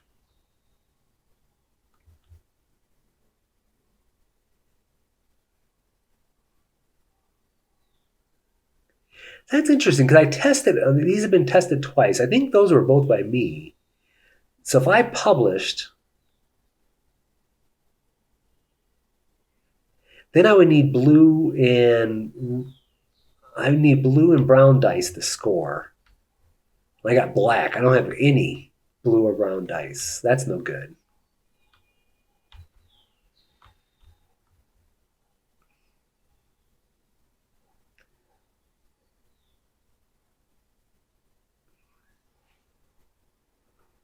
Building that would be kind of nice. But I want to move up the royalties track. So I either want to invent or publish.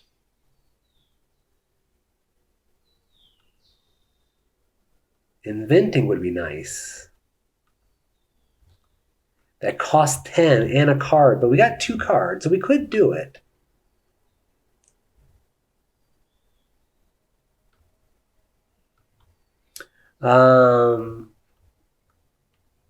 Yeah, there's only one spot to invent. I could. No, I want that royalty thing here. So 10. So I got. It goes brown, black, blue. Can I match any of those? Brown, black, blue. Okay, brown, black. So either way, I would get 1. Okay, so which one do I'd rather do then? No, not the number of do. Black influence. We're going to do that. So we're going to build that one. So I have to discard 1. I have to discard 1. That goes there. We're going to place that out there. That's going to give me 1 black influence, which is good because if this gets out there, I want to build and publish this one because if it's based off black influence. So let's go here. I got 5 on there right now. I move my royalties track up 1. Anytime I move my royalty track, I get to brighten a die. Let's bring this up. Ooh, nice, a 6. Okay. And I get to place one of my inventor tokens down.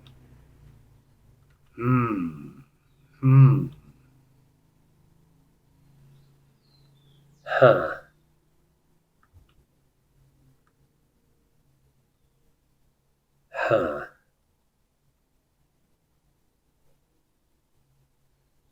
You know what I'm going to do? I'm going to take this one here.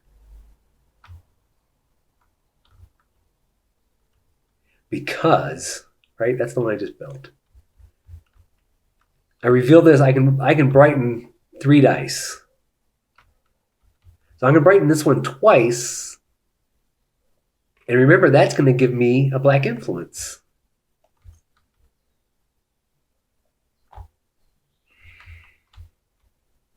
So that was twice. So I guess I just move 1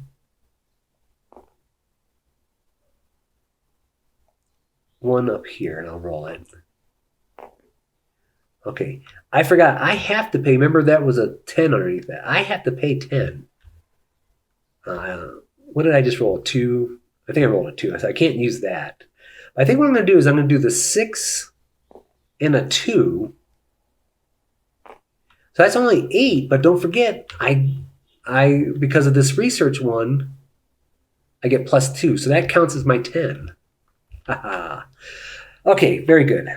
So I think that's my turn. I think that's my turn. Now I think I want to try to get this built and published. If I could do both, that'd be great. So I can get potentially 8 points. Because I'm gonna go in on this black influence. So okay. So what? His turn. He's gonna pay 4 to build or publish. So he wants to build first. And he's gonna build mine. I mean, this is like a player. He wants to build first. So and he wants the bottom one. Which there's a bottom one, figures. So I mean, that's something, especially my buddy TJ, that's something he would do. In fact, that's who I played the 2-player game with. And it seemed like 4 or 5 times is like, in my mind, I'm like, okay, I'm going to go there next. And he would go there. Okay, so he's going to build this. Now, I get to draw 2 cards because I was the inventor. So we're going to slide that over. His marker is going to go on there as the builder. I draw 2 cards.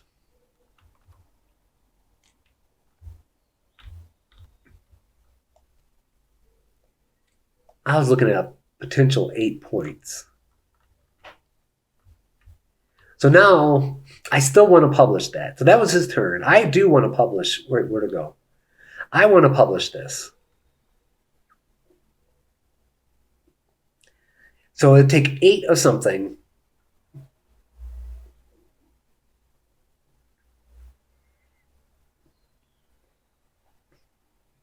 I pay the inventor, which is myself, so I don't pay anything. You got to pay your scribe, I believe that is, and one of any person. So I got to pay my scribe. He's available. Okay. So I need 8 in my score. So I'm going to do, you know what I'll make that a 5, because you can +1 when you place it out. So I'm going to make that a 5. I'll put this 1 there for a 6. And then my +2 from that camel makes the 8. So I paid that. So now I got to pay my scribe and anything else I want. So let's pay the scribe. So flip, move up. That costs 2. I got to pay somebody else. If I build, I'm trying to look and see what I might, well, whoever I move up is still going to be 2. I don't want to move him up. I plan on paying him. So I'll just move the blacksmith up. But I got, which means I paid him. So -2. So I'm publishing this. This is also, so I'm going to move him to the right. I put my publishing thing here. But more importantly, I get that bonus, royalty mode. So I move up. I get to raise somebody up. Who do I want to raise? So I published him. So if I built, let's say I want to build, I would need, okay, so I don't want to raise the weaver. I don't want to pay the carpenter. So I want to do this one if I can. So what's that mean? So I need red, blue, and black. So I don't want to raise them because I hope I do it. So I'm going to raise this Chandler. Yeah. And why did I do that? Oh, because I published, which gives me the royalty, which triggered that. Okay, very good. His turn. He's going to spend 2 blue. He might not have that. Yeah, he's only got 1 blue up there. So he's going to move down to the second action. And he's going to get 1 of each influence. Okay. Okay, let's just set that up there. So 1. 2, 3. And this symbol means if there was 2 cards left, let's say he's down to his last 2 cards. If on that second to last card he had to take the second action, he would immediately reveal the next card and tint. It's almost like a surprise tint. So like if you're, just kind of interesting, if you're like, okay, I'll wait one more turn to tint, because I know he's going to take another action, and then I can take the tint spot I really want. But that's kind of like a surprise. Like if he can't do what he wants, he's going to tint, which can catch you off guard. Okay, anyway, that was his turn. So I did publish. So now what do I want to do?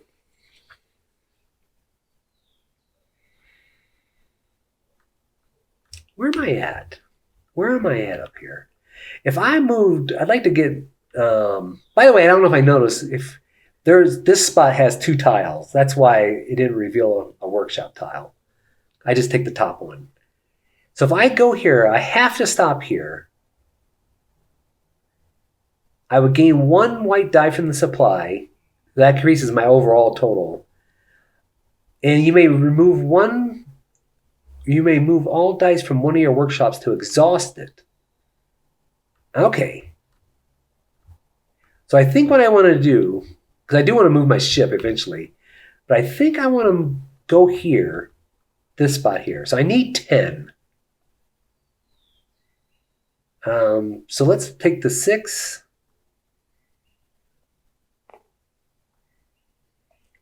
And the 2. Oh, wait. That won't do it. Because I was thinking, I can plus the whatchamacallit, but I can't. That's only the +2 bonus I have is only for the camel spots. So I do have to place 10 there. So we're going to place this 6. This 3, oops, it was a 3. We can make it into a 4. So that's our 10. So we get to raise somebody. So let's raise this person. Oh, wait. Let's get a black influence instead, because I'm hoping when I pay these 2, we're gonna raise those guys. So let's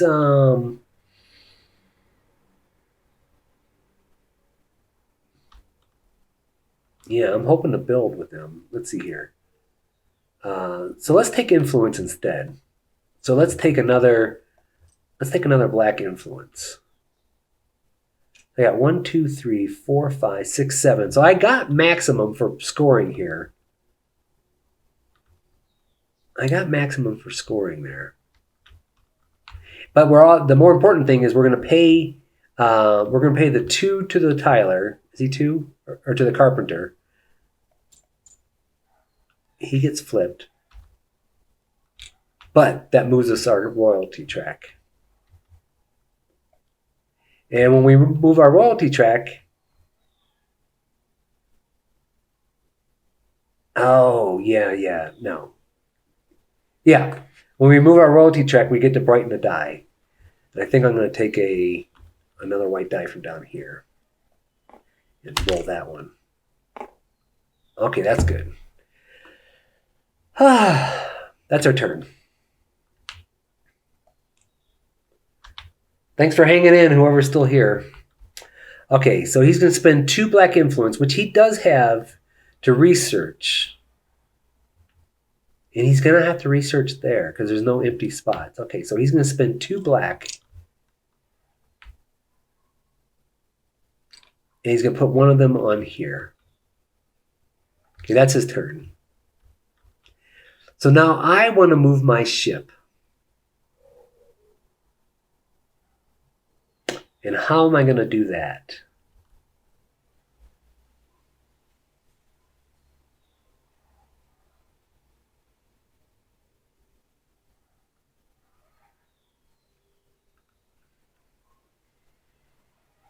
I could test, but I got to test with the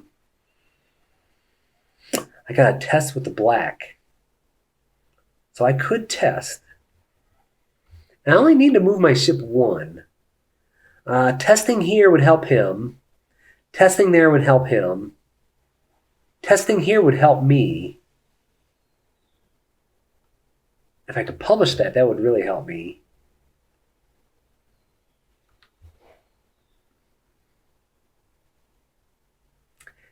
So that would, if I put there, that would be a guaranteed point for me here. But that'd be a potential like, oh yeah, it's a guaranteed point for me here. Yeah, I'm going to go there. So I'm going to test. So what you put your white die in here. You take your 1. I'm going to leave it as a 1. I'm going to put it. What did I say? This is for sure going to give me a point. Oh, and it gives me a black influence. Yeah, excellent. More black influence, please. And I get to move my ship twice. You have to stop here. So even though I can go further, I can't. But what's interesting is about this is when you stop here, you may move all dice from one of your workshops to exhaust it. The workshop is available again to use later this round. And then gain 1 white die from the supply and roll it into your ready. So this is like a totally new die. So first I'm going to remove these 2 dice down to here. So that clears this open again to be used. I take a white die and I roll it. Come on, high number. Okay, I'll take that. Yeah, I'll take that. And now that we're here, we reveal these spots. I guess in a solo game, well, yeah, I don't know. I don't know what the surprise is in a solo game. But the first person kind of sees what's up ahead. And these are actions that happen when you tint. Yeah, that's what that symbol means. When you tint, you can take this action if you have it in your... Oh, no. These are workshop tiles. But when you place these out, like if you research, there'll be actions you can do when you tint. Okay, sorry, I said that wrong. So I've moved my ship. I clear my thing. I got my die. It's his turn. He wants to invent on the lowest spot. Oh, he's going to get a coin, too. He wants the first the lowest spot, then upper, then middle. So let's see what's available. Yeah, the lowest spot's available. So he's going to reveal until he matches something. That's not a match.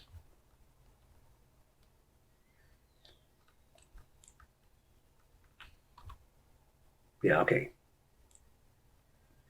So he matches a blue. So he's going to get a blue influence. He's going to place one of his tiles down here. And that's his turn. I gave him his silver. That's his turn. Okay, our turn. Now what? I want to go there again. But I want to flip this guy first so I can pay him. Yeah, I need money to pay him. Yeah, so we're going to go here. We need 7. We need 7. So we're going to place him here. And we can make plus up by 5. So we're going to make him max out at 6. And then we'll place this 2 here. So that gives us a black influence. I'm kind of running out of influence.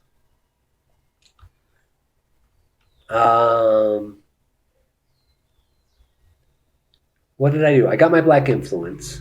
I'm going to draw a card, flip somebody. I'm going to flip... Oh, yeah, I need to flip the carpenter. I'm going to flip him. I didn't grab a card yet. We get 2 silver. Yeah. So we just draw a card.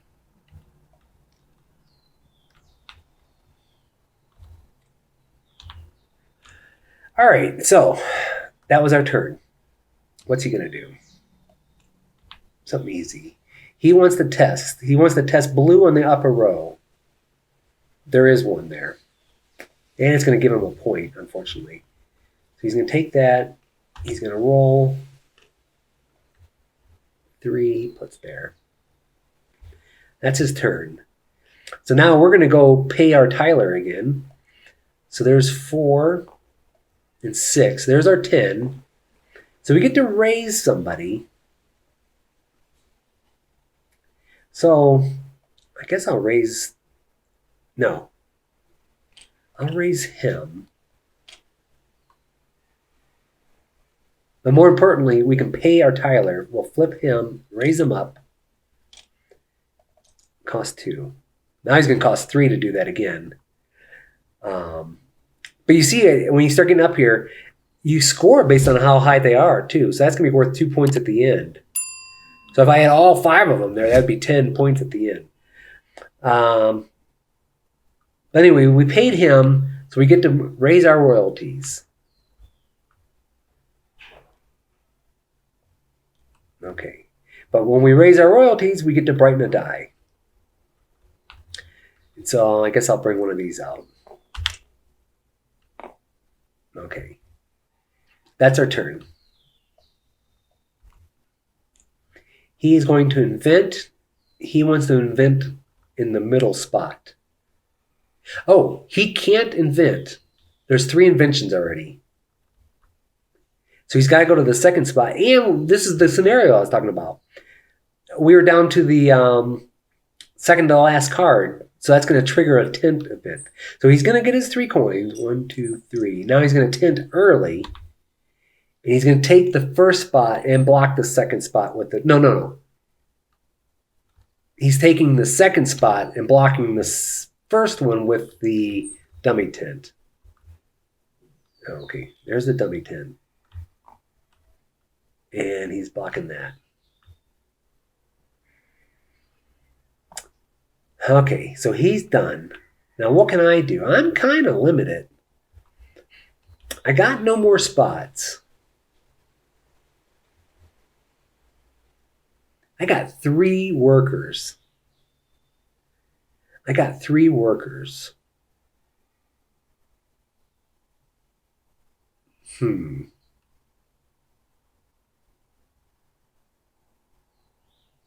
I leave the 3 workers, I could flip all 3 over again. And what do I get?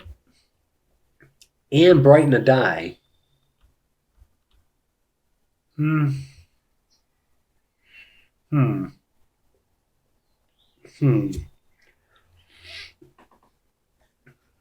Or, I think I'd rather move my tent up 1. Let's see here.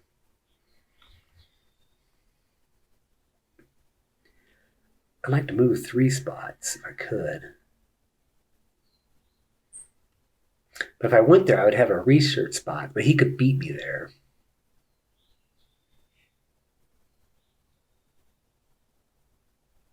Yeah, I'm not going to worry about moving my...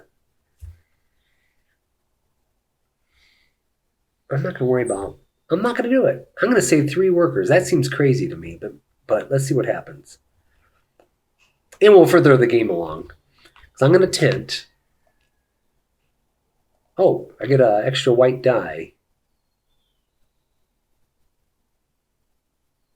Oh, I didn't notice that. This happens immediately after resolving all other effects for placing your tent. Okay, so let's do the tent placing first.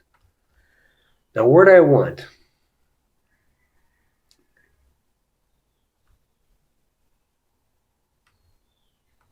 I don't want that. I kind of like that worker, but I kind of like this for the black. Yeah, I'm going to go here. So first, let's resolve this. I get to flip 3 people and brighten 3 dice. So I got 3 people that are flipped already. So flip, flip, flip. Brighten 3 dice. Let's see. I'm going to take 1 out. I'm going to take a second one out. Yeah, I'll just move one of these up. Okay, so that's brightened my 3 dice. So now that was because of this action. So now let's do 1 influence of my choice. I don't need black anymore. I'm really kind of dominating in black. I'm kind of weak in yellow, so I can kind of match him there. I probably should organize this so we could see. Let me see what Tabletop Simulator would do here. I'm going to hold this. I'm going to try to organize. Let me see if it does it by color. No. That would have been nice.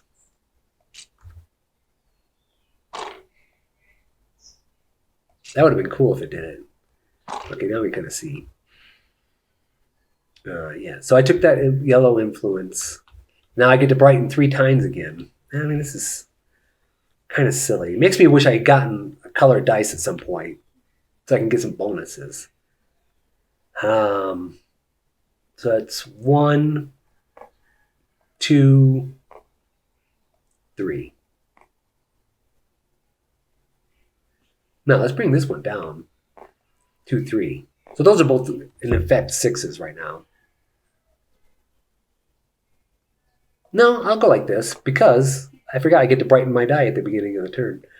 Okay, so I did that. And now this, whatever this was, takes effect. Okay, this goes into my exhausted. Okay. So now we're at the end of the turn. We both tinted. Okay.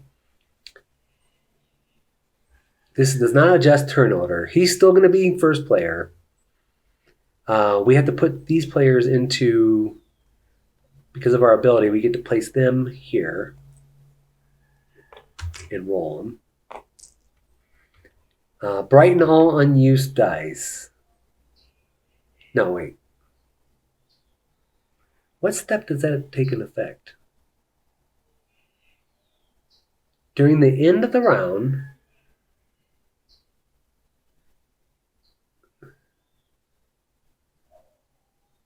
I wonder what that means, though, during the end of the round. At what point do we do that?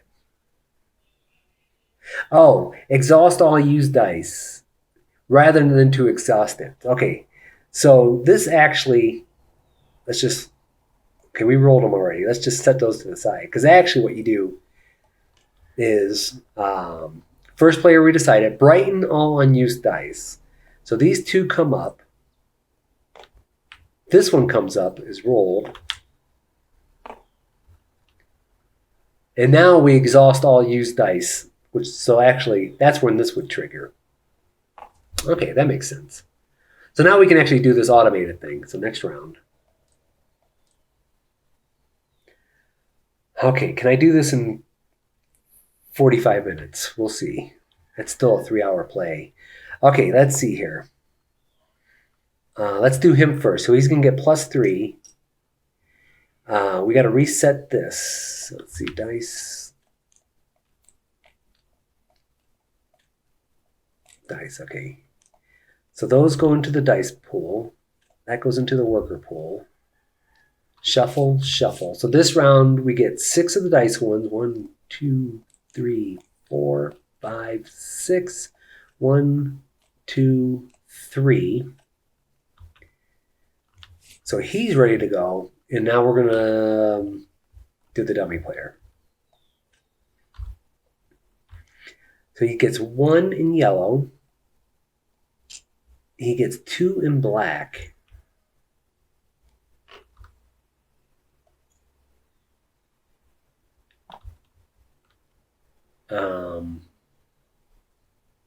His ship moves up 4. 1, 2, 3, 4. I don't know if I moved his ship last time, but I don't see where it's going to make a difference. All right, I can figure that out. Let's do this first. So the camel flip action is actually going to get the +1 here. The black one's going to become... Wait, the black one's the double pay. And the blue one is the same one it's in. I can actually see how many. So 4, 5. Yeah, I didn't move that 5 for sure. So 9, 12, 16. So he should be at 16 spots. 1, 2, 3, 4, 5, 6, 7, 8, 9, 10, 11, 12, 13, 14, 15, 16. So the dummy ship is actually way up here. Okay. AI is first. Are we having fun yet? I'm enjoying this. It's long, but it's brain burnery. Okay, let's see here. So he wants to test an upper blue. Is there any upper blues available? There is not. In fact, there's only one blue, so he's going to come test down here, which is going to give me a point. Love it. Okay, so he's going to test here.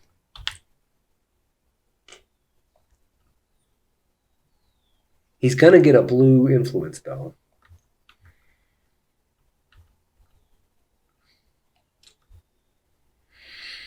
Okay, so it's my turn. Boy, I have no money. I have no money. Oh, I didn't do mine. Okay, that'll explain why I have no money. My beginning of the round. So I get my royalties, which is, I don't get to brighten anybody anymore. But that's 4 coins, which is great. 1, 2, 3, 4. And then I get my income, 2. Okay, now I have money.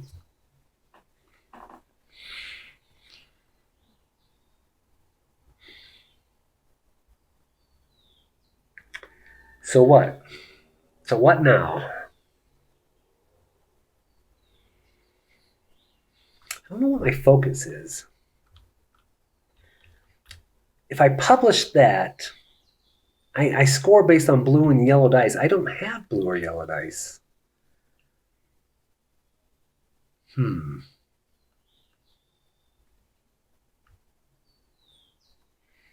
If I build, I can get 2 cards and then maybe publish next turn. That wouldn't be that bad.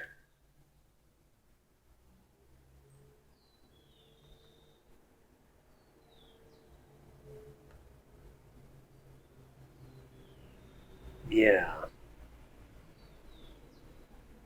These 2 take the same thing. That would give me 2 cards. That would give me 1 influence. That's based on how far my ship is. My ship needs to be at 12. I would need to move my ship all the way up to here.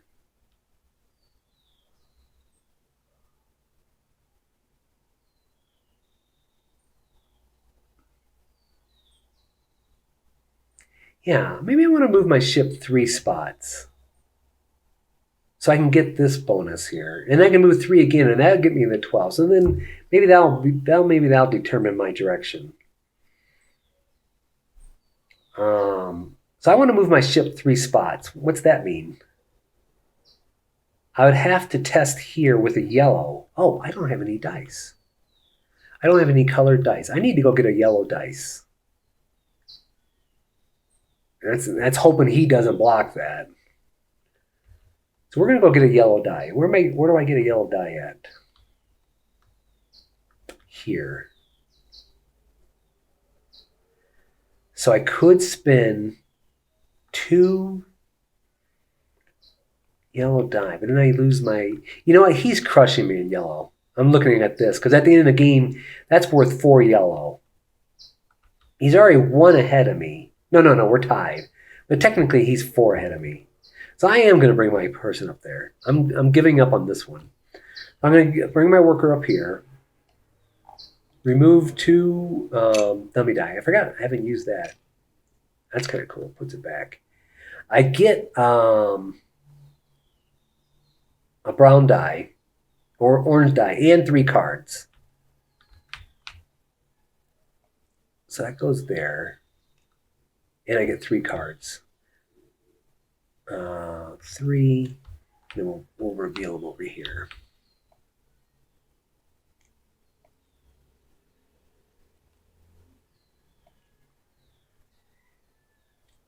Okay, very good. That's my turn. What's he going to do? I kind of want him to not do that. Okay, so he's going to spend 1 of each influence. Oh, he's going to go to the bottom spot. That's the ship spot. That kind of stinks. Where's that at? No, not influence. A worker. So he's going to go to the bottom there. He doesn't follow this. He just blocks the spot. Oh, he's going to pay, though. He's going to pay, though. 1, 2, 3. We'll put them there.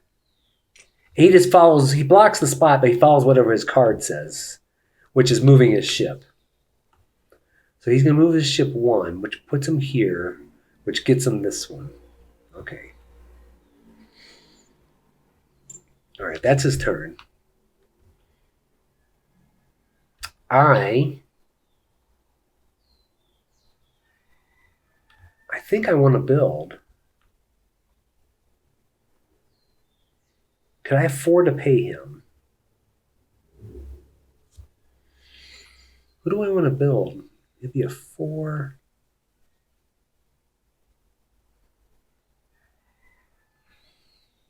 Then I'd have to publish him. Or I could hope he would publish him.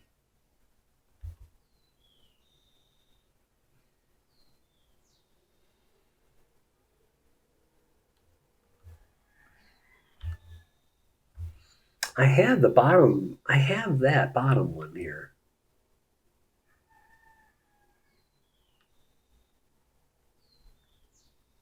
Yeah, let's build. So black, blue, and red. Do I have enough to pay them? That'll be 6. Black, blue, and red. That'll be 6. Yeah, so 1, 2, 3, 4, 5, 6. Black, blue, and red. They all move up 1. That triggers immediately. I get to raise somebody. Let's raise the red, I guess.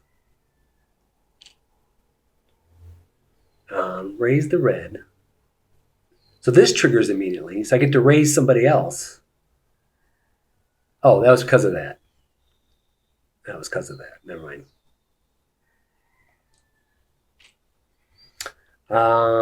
What did I do? I paid. Oh, I got to put a 4 down.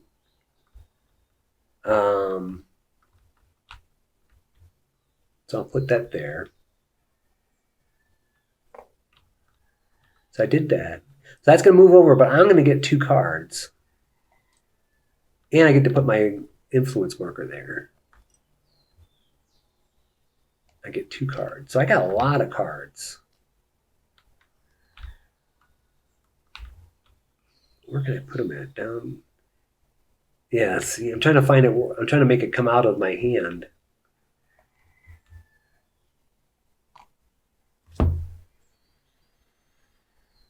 All right, well, I got my 2. I put my marker on it. Okay, that's my turn. I actually kind of want this guy to publish, I think. I don't know if I could publish. Okay, he is going to pay 2 blue influence to research. Does he have 2 blue influence? He does. 1, 2. Wait, is there a spot for him to research? Yes. So he's going to research there. So he's going to put the top one there and put his influence there. That gives him 3 points. What is this? All colored. Oh, that's a good one early on, though. All colored dice on camel spaces are returned to ready instead of exhausted. That's a good thing.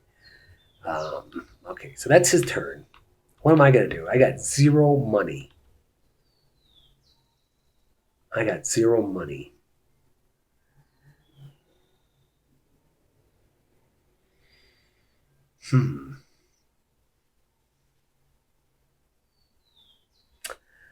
I could.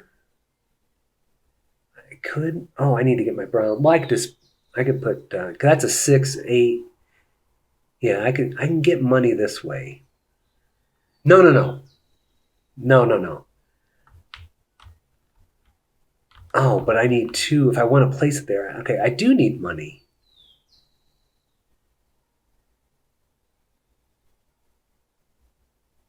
I could flip people for money.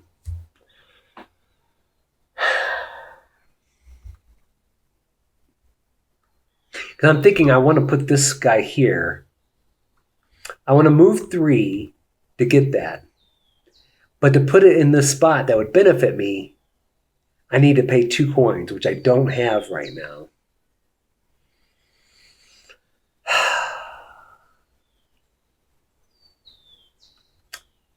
Do any of these spots give money? That gives 1 coin.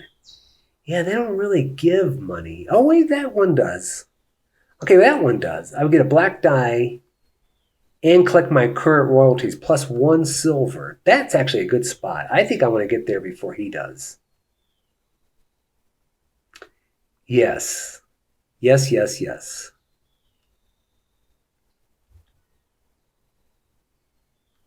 Okay, we're going to go there. We're going to take my worker. Did I place a worker already? Oh, yeah, I wanted the brown die. Why did I want the brown die? I can't remember. Oh, because I want to test. Okay, I'm taking a chance that he's not going to test there. But I'm coming here, spending 1 black influence and discarding a card. I think I'll discard a... is brightening a die important? I'll get rid of one of these. Okay. I'll get rid of that. Oh, I can throw them here. And so I went there. Why is that? What's that get me? Oh, I get 1 black die. 1 black die. He goes there. And more importantly, I get to collect my royalties. Not the bottom one, not the income. Those are 2 separate things. But my royalties plus 1 silver. So right now my royalties is 4. So I'll get a total of 5. That's good. 1, 2, 3, 4, 5. Nice. Nice, nice, nice. That's my turn. What's he going to do? Okay, 30 minutes. 30 minutes to finish. Here we go. He's going to spend 3 to build. I'm sure he can. Yeah, there's a spot to build. So 1, 2, 3. He wants to build the lowest one. There is nothing there. And then the second one. So he's going to build this. I'm going to get an influence from that. I got to remember that. So he's going to build that. I get an influence. Where do I want my influence at? Black, I'm pretty strong. Blue, he's kind of crushing me. I'm sorry, yellow, he's kind of crushing me. Let's put 1 in blue to make things interesting. Okay. Now it's my turn. Okay, I got 5 money, which is nice.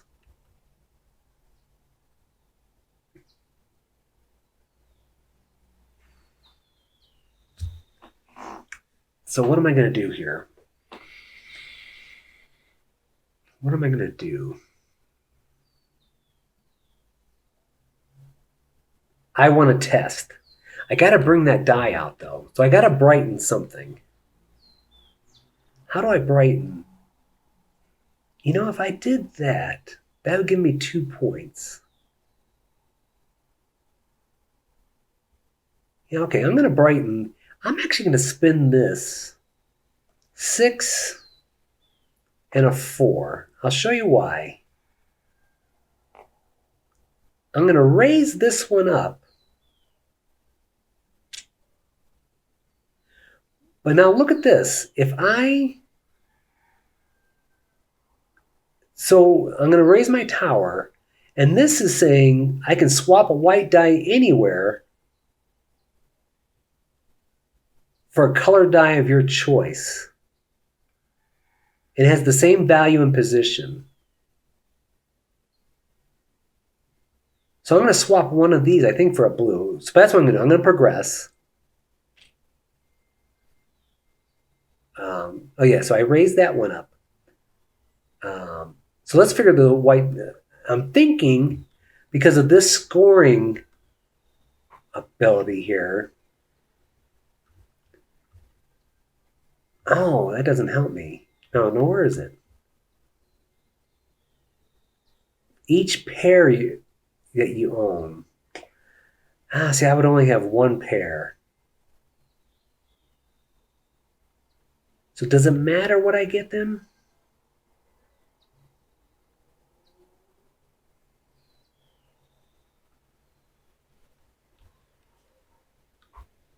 I'm going to get an orange die. Yes, that's what I'm going to do. I'm going to swap this one. So that goes back.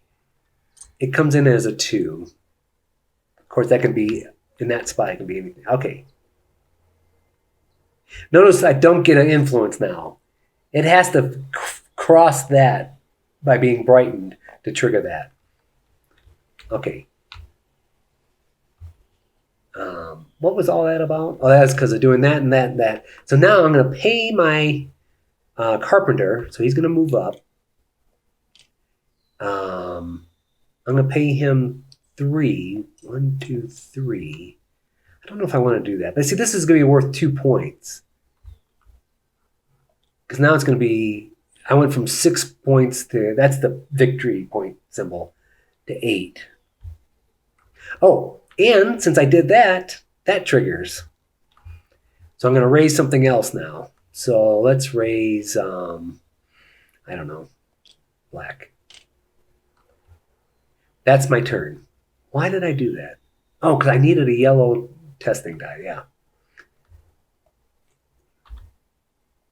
He's going to build. He's going to pay 3. There's something to build.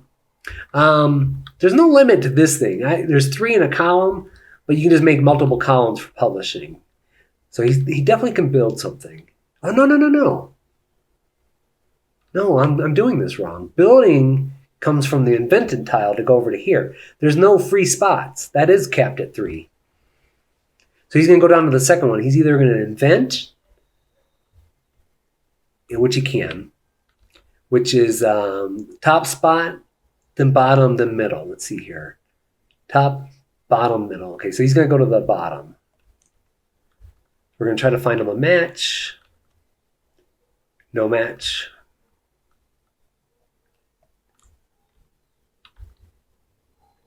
I'm sorry I'm not playing into the theme, because you get some funny things here where you can make a water power. He just invented a water-powered pinhole camera. These are robotic scales. It's got some funny combinations. I'm so bad at that. I'm so, everything's a coin. Everything's their color, black, blue. I tell myself I love the thematic stuff, but when I play, I just default to the abstract. But I hate playing abstract games. That's such a contradiction. Okay, so he's going to get black and yellow influence, though. Yellow, black influence. Okay. He gets to put one of these down. And that's his turn. So now what are we going to do, guys? We are...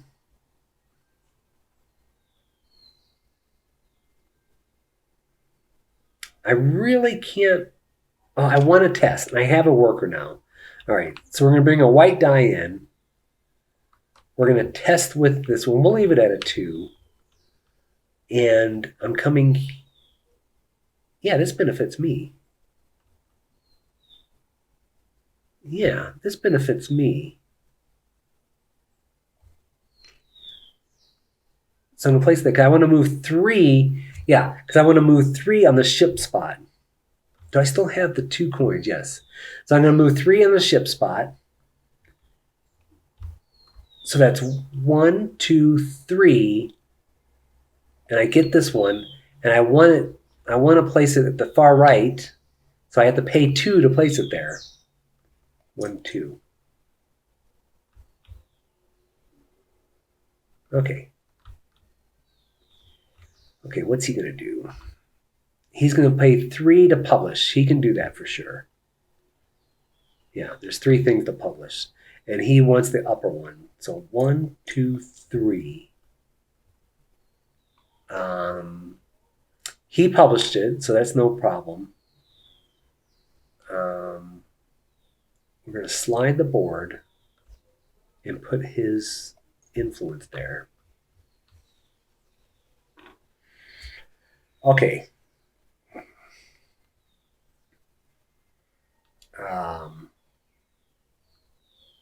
That's his turn. So as a builder, I didn't publish. As a builder, I can get 3 points for building that. So that's okay. What are we going to do? We got no money. Oh, but that's going to give us money. Yeah, so let's go here. So we need to get more than 6. Okay. Wait a minute.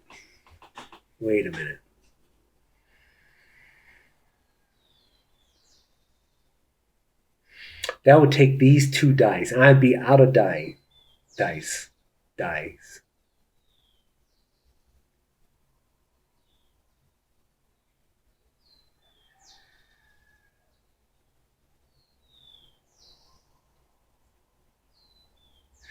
Okay, we're going to place our die here. We're going to brighten 2 dice. So let's bring these 2 out and roll them. Okay, 3 and a 5. That's pretty good. And we get a +1 somebody. Let's put it to...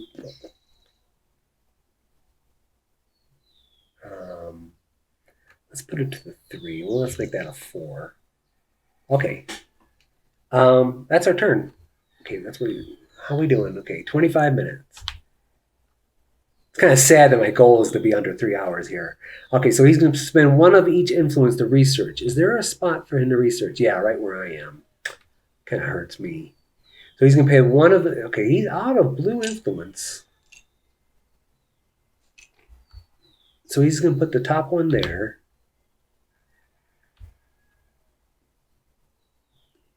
So he's going to... Now, these get worth less points as you go along. That's only worth 2 points. So this would be when you place your tent, you gain 2 silver. At the end of the game, that's not that final round, because part of the final scoring is any combination of 4 cards, 4 silver is a point. But still, I mean, you really want that silver going into a new actual round. So anyway, that's his turn. We're still broke. Oh yeah, but now I want to do this. Now I want to do this one. So we're going to do 5 and 2. We get a black influence. We get a black influence. We get to raise somebody. So let's raise the Tyler. We get +1 on a die, so let's make that a... No, you know what? Let's bring... Oh, we get to brighten a die. Yeah, what do we want here? Hold on. Let's come back to that brightening a die and the +1. We'll come back to that. We got our black die. Let's get our silver. Let's get 2 more silver from that. We get to flip somebody. Let's flip this guy. Do we need the red if we wanted to publish or build?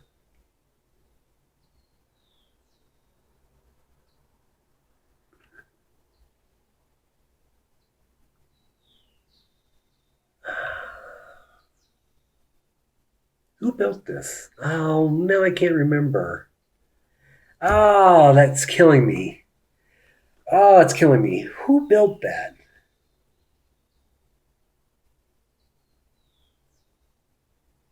Oh, wait a minute. Let me see. Okay, that's locked. Let me see here. I did not build that.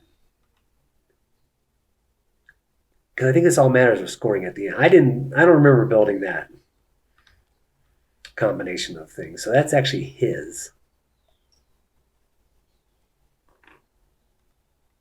Okay, so I'm debating about whether or not I could build. So that's only going to help. If I publish, that's only going to help him. If I publish, that's actually going to hurt me. It's a weird one. It really wouldn't help me. I mean, I'd go up. That'd be worth 2 victory points. I don't know. That's worth 2 victory points. Oh, there's nothing to build there.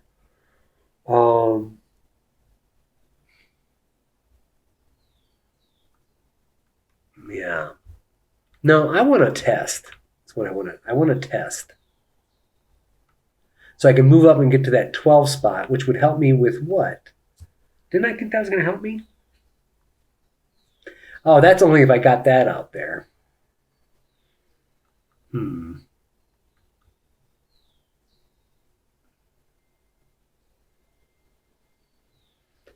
I got there, I may retrieve one of my previously placed workers and gain 1. Okay. So I thought getting a 12 would be good. That's only if I got this all the way over into the scoring position. I can't do it. I couldn't do that by myself. He would have to help. And I would need more money.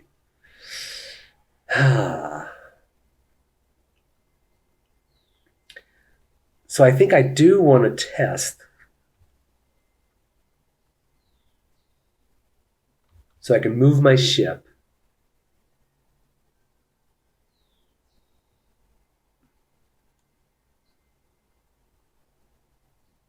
And do what, though? Yeah, I'm not seeing where I can get some points really much at this end. So I'm not in that. That's this. It's only the black influence. And I got it maxed out. But moving my ship, I would get 2. Like if I went there, I would get 2 points for sure.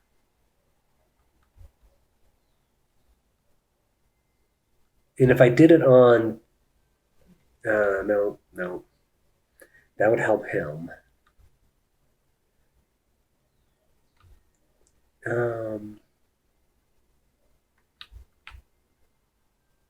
Yeah, I'm kind of stumped here.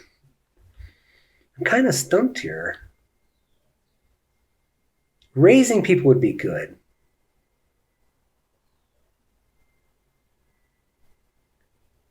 How could I raise people?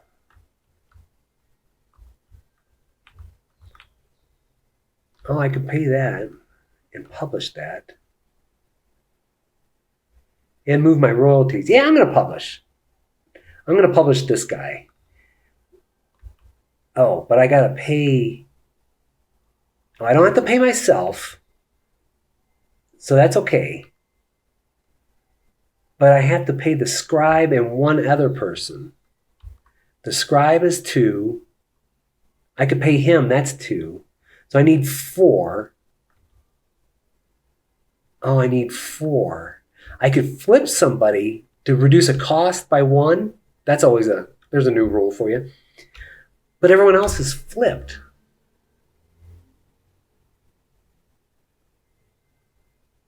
This is what I'm going to do. I'm going to discard somebody. So I'm going to discard this card to flip my weaver. And +1 a coin. I don't think that matters too much there. So I'm going to flip them. So now to pay these 2 people, I need 4. I only have 3, but I can flip him for a -1 discount, I guess. So I got to pay them. Okay. So they're going to flip and move up. And I am going to publish this one.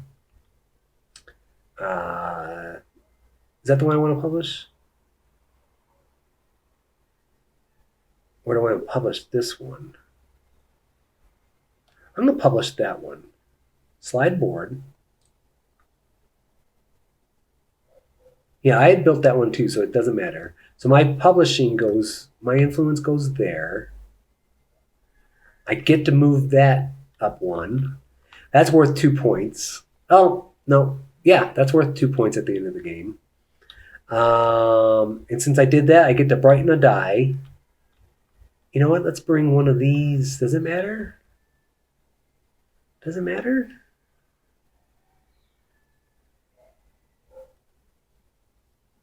What did I do? Oh, I published. Hold on.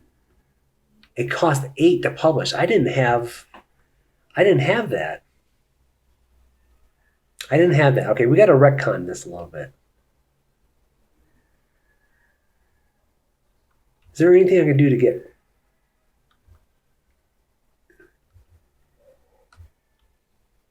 Oh, yeah, okay. I'm going to discard this guy. Yeah. I'll discard this guy. It gives me a +1. Okay, so we don't have to retcon everything. So that makes that a 6. So I'll pay with this guy, and I got the bonus that you get the +2 on any camel die. Okay, so that's how I paid for it. Okay, whew, I thought I was going to have to undo everything. Um,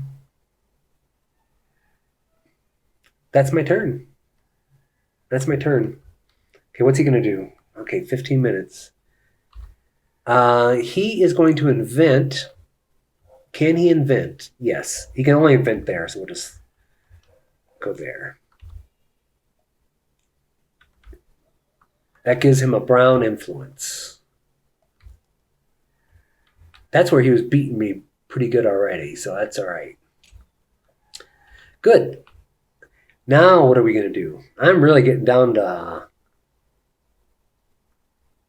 nothing. I think I got a tent. I got a tent. I mean, I can go somewhere. What would I do, though? I can't really invent. But wait, if I tent now, I could flip somebody and brighten a die. No, that doesn't help me at all. Oh, but he's going to tent for sure.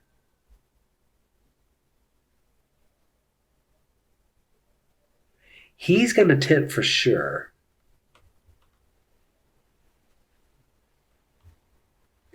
So if I beat him to the blue, okay, so even if he goes to the blue, that would give him 4.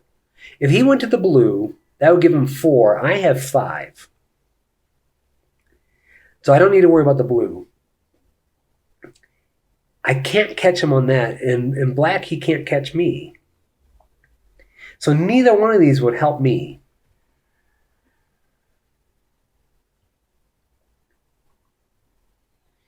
Except, yeah, brightening doesn't help. That doesn't help. Researching, I'd have to spend 2. I do want to be in second place, though. Researching would give me...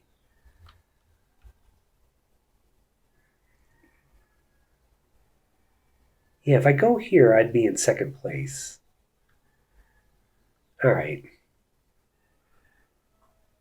Yeah, if I go here, I'll be in second place. I'm going to go there. Where's my tent? So I'm going to go here. That's what I said. I get a colored dice. It doesn't really matter for my scoring purposes. No. I'll take a black. I can't take a black. Oh, I guess I'll take a blue. Put them down there. I have to discard one of my white ones. Okay. And flip somebody. Doesn't. I don't see how that matters. Been nice to flip that guy once. Could I have raised somebody?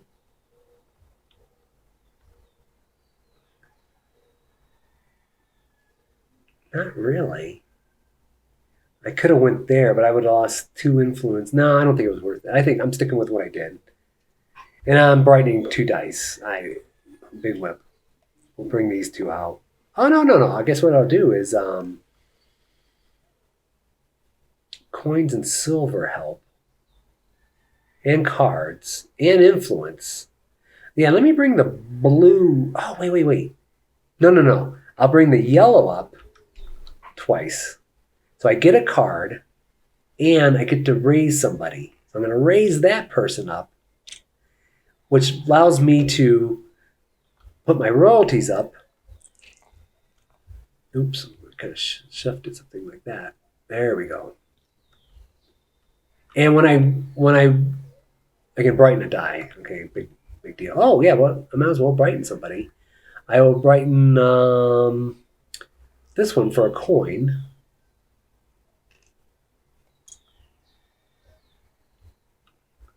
Yeah, okay. All right, that's all I did. So now he's about to tent. Let me put that back. Okay. Now he's about to tent. I'm trying to rush, so I hope I don't miss nothing. He can't do that. Oh, wait. He's just tenting. All right, so he's going to go to the bottom one and put the... so that gives him more blue. So he's still behind me, but he's going to be in second place. So that's like... Oh, I didn't mean to do that. He's going to blue. he's going to put the dummy player, I think it was in the last spot. Yeah. Oh, man. Okay. That's the end of the game. How much of the scoring, because it's got automated scoring, so. All right, I got 10 minutes to explain the final scoring to you. So, in-game scoring, you can see it here. Maybe I'll alter it. Guild majority. There's a lot of points to be had here. So whoever has the most in blue gets 4 points. The second player gets 1. And I think with ties, oh yeah, no, the tiebreaker is the furthest ship.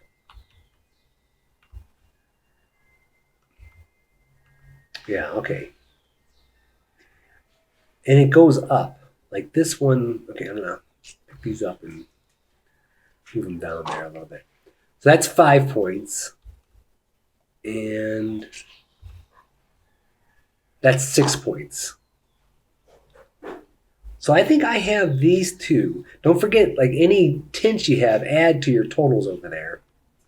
So I think I have blue and black in hand.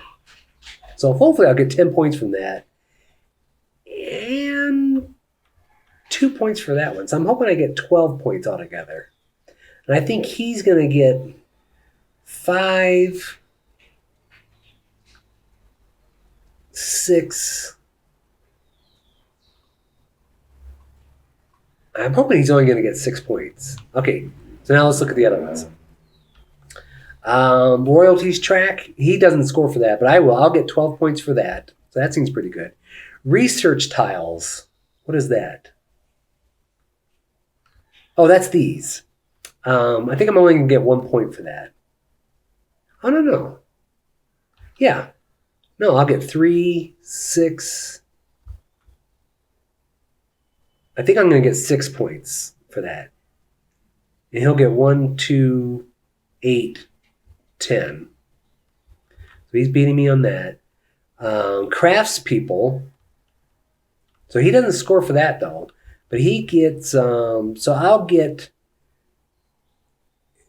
If I get this right, I should get 10, 13 points. There, 10 for the 2 spot, 1, 3. So I think I'm going to get 13 for that. Workshop tiles. He doesn't have, oh, he does have those. I'll get 3 points for that. And he scores for, I don't know how many he gets for each one. I think there's 3 in there. I'm not for sure how much he scores for each one. Invention tiles. Wait, how does that work?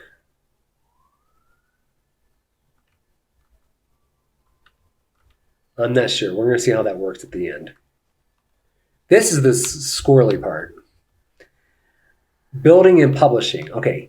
I think building and publishing. Oh, yeah. So even when you get to here, okay.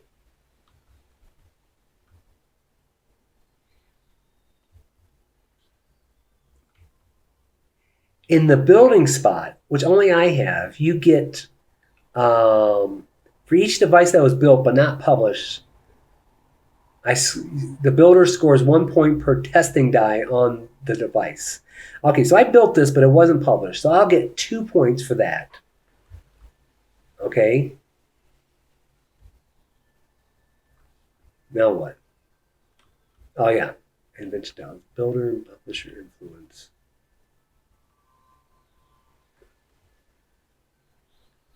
Builder and publisher influence. Built and published devices. Okay. Builder and publisher. I think that's what I was looking at, where I got 2 points for that. Here, it's a little bit different. Like the builder gets 3 points if you're only the builder and not the publisher. So for instance, he'll get 3 points for those. I'll get 3 points for this one. If you're the publisher but not the builder, you score 1 for each die on there. So like he'll get 2 points for this one. None there. I'll get none there. Oh, I'm sorry. Yeah, yeah. Publisher, I get 3 on this one. That's kind of nice. And then if you're both, it's a little bit different. You get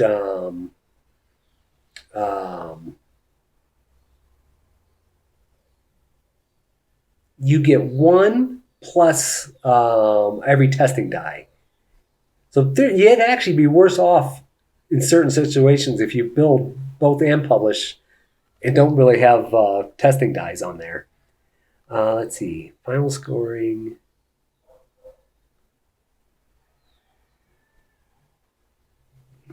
Oh, yeah.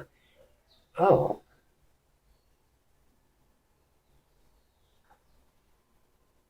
Wait. For each device we use a builder score. Oh. Oh, I didn't realize that. So even if it got to here, okay, so I just learned something. So even if it got to here, you can score off of this, but which I really didn't. I can't. I thought it was only if it got this far over. Oh, okay. Yeah. But this is both. Okay. So for instance, did I do both on any of them? No. But like this one, research tiles, I have 2 on the left-hand side, 1 and 2. I'll score 2 points for that. He's got all 4. I didn't realize that. 1, 2, 3, 4 research tiles there. So he's going to score 4 points. Okay.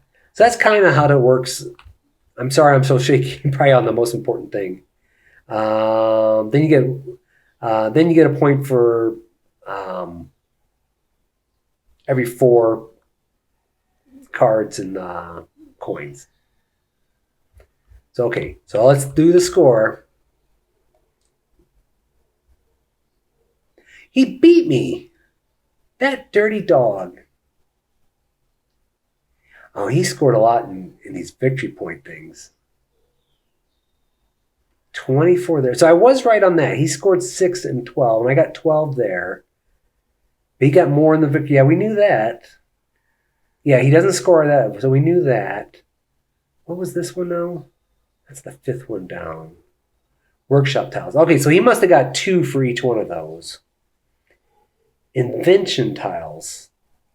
How does that work?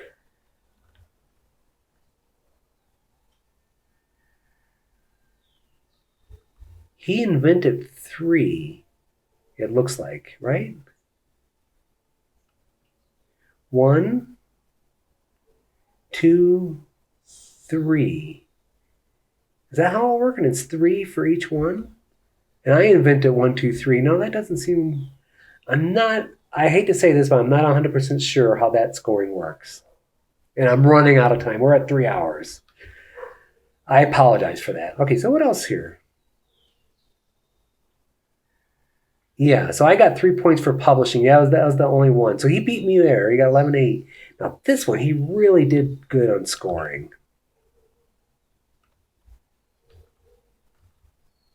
How did he get 24 points? He wouldn't have scored on that.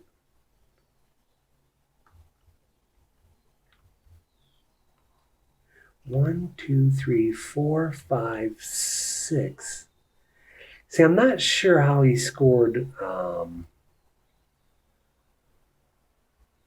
not sure how he scored that. Well, what an anticlimactic. Okay, I'm going to take a couple minutes. We're going to pop open the roadblock. What do you think of that? My poor wife, she's been... It gets dark here early in Ecuador. We want to take the dog to the park. Basically, it gets dark at 6:15 every day because we're on the equator.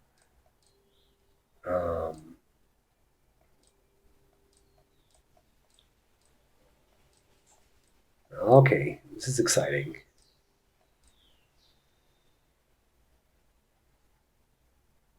Yeah. Oh, invention tiles. Okay, now I see how that works. Hold on. But I want to see how the solo scores. Guild majorities, we knew that. We knew the research tile. Workshop tiles, yeah, 2 points. Okay.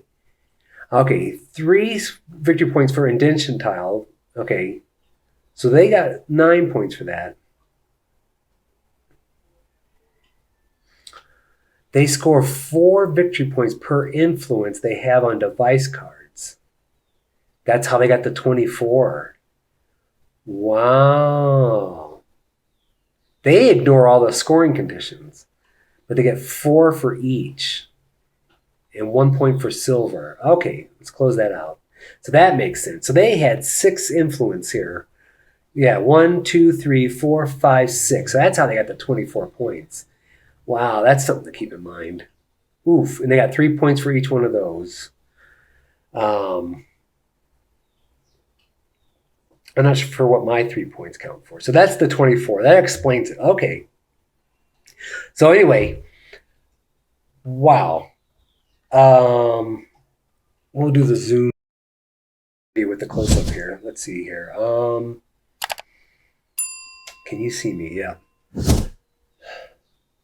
Oh, I got errors. What's that showing? I don't know what that means. Oh. Okay, anyway, that's Inventors. Whew. It's a brain burner. The first time I played Wayfarers and the first time I played Ezra and Nehemiah, it was 3 hours. I eventually got those down to about an hour and a half, so don't be too scared from this. Man, what kind of choices you got here? I love it. And you saw a couple times where the AI did things I wanted to do or blocked spots I wanted to do, or the even the dummy player made things where I couldn't afford to do something. And so it has not extremely interactive AI, but even then the multiplayer isn't. I mean, you're interacting by beating people to places. And that's what my buddy did. So I guess that's pretty accurate as a multiplayer.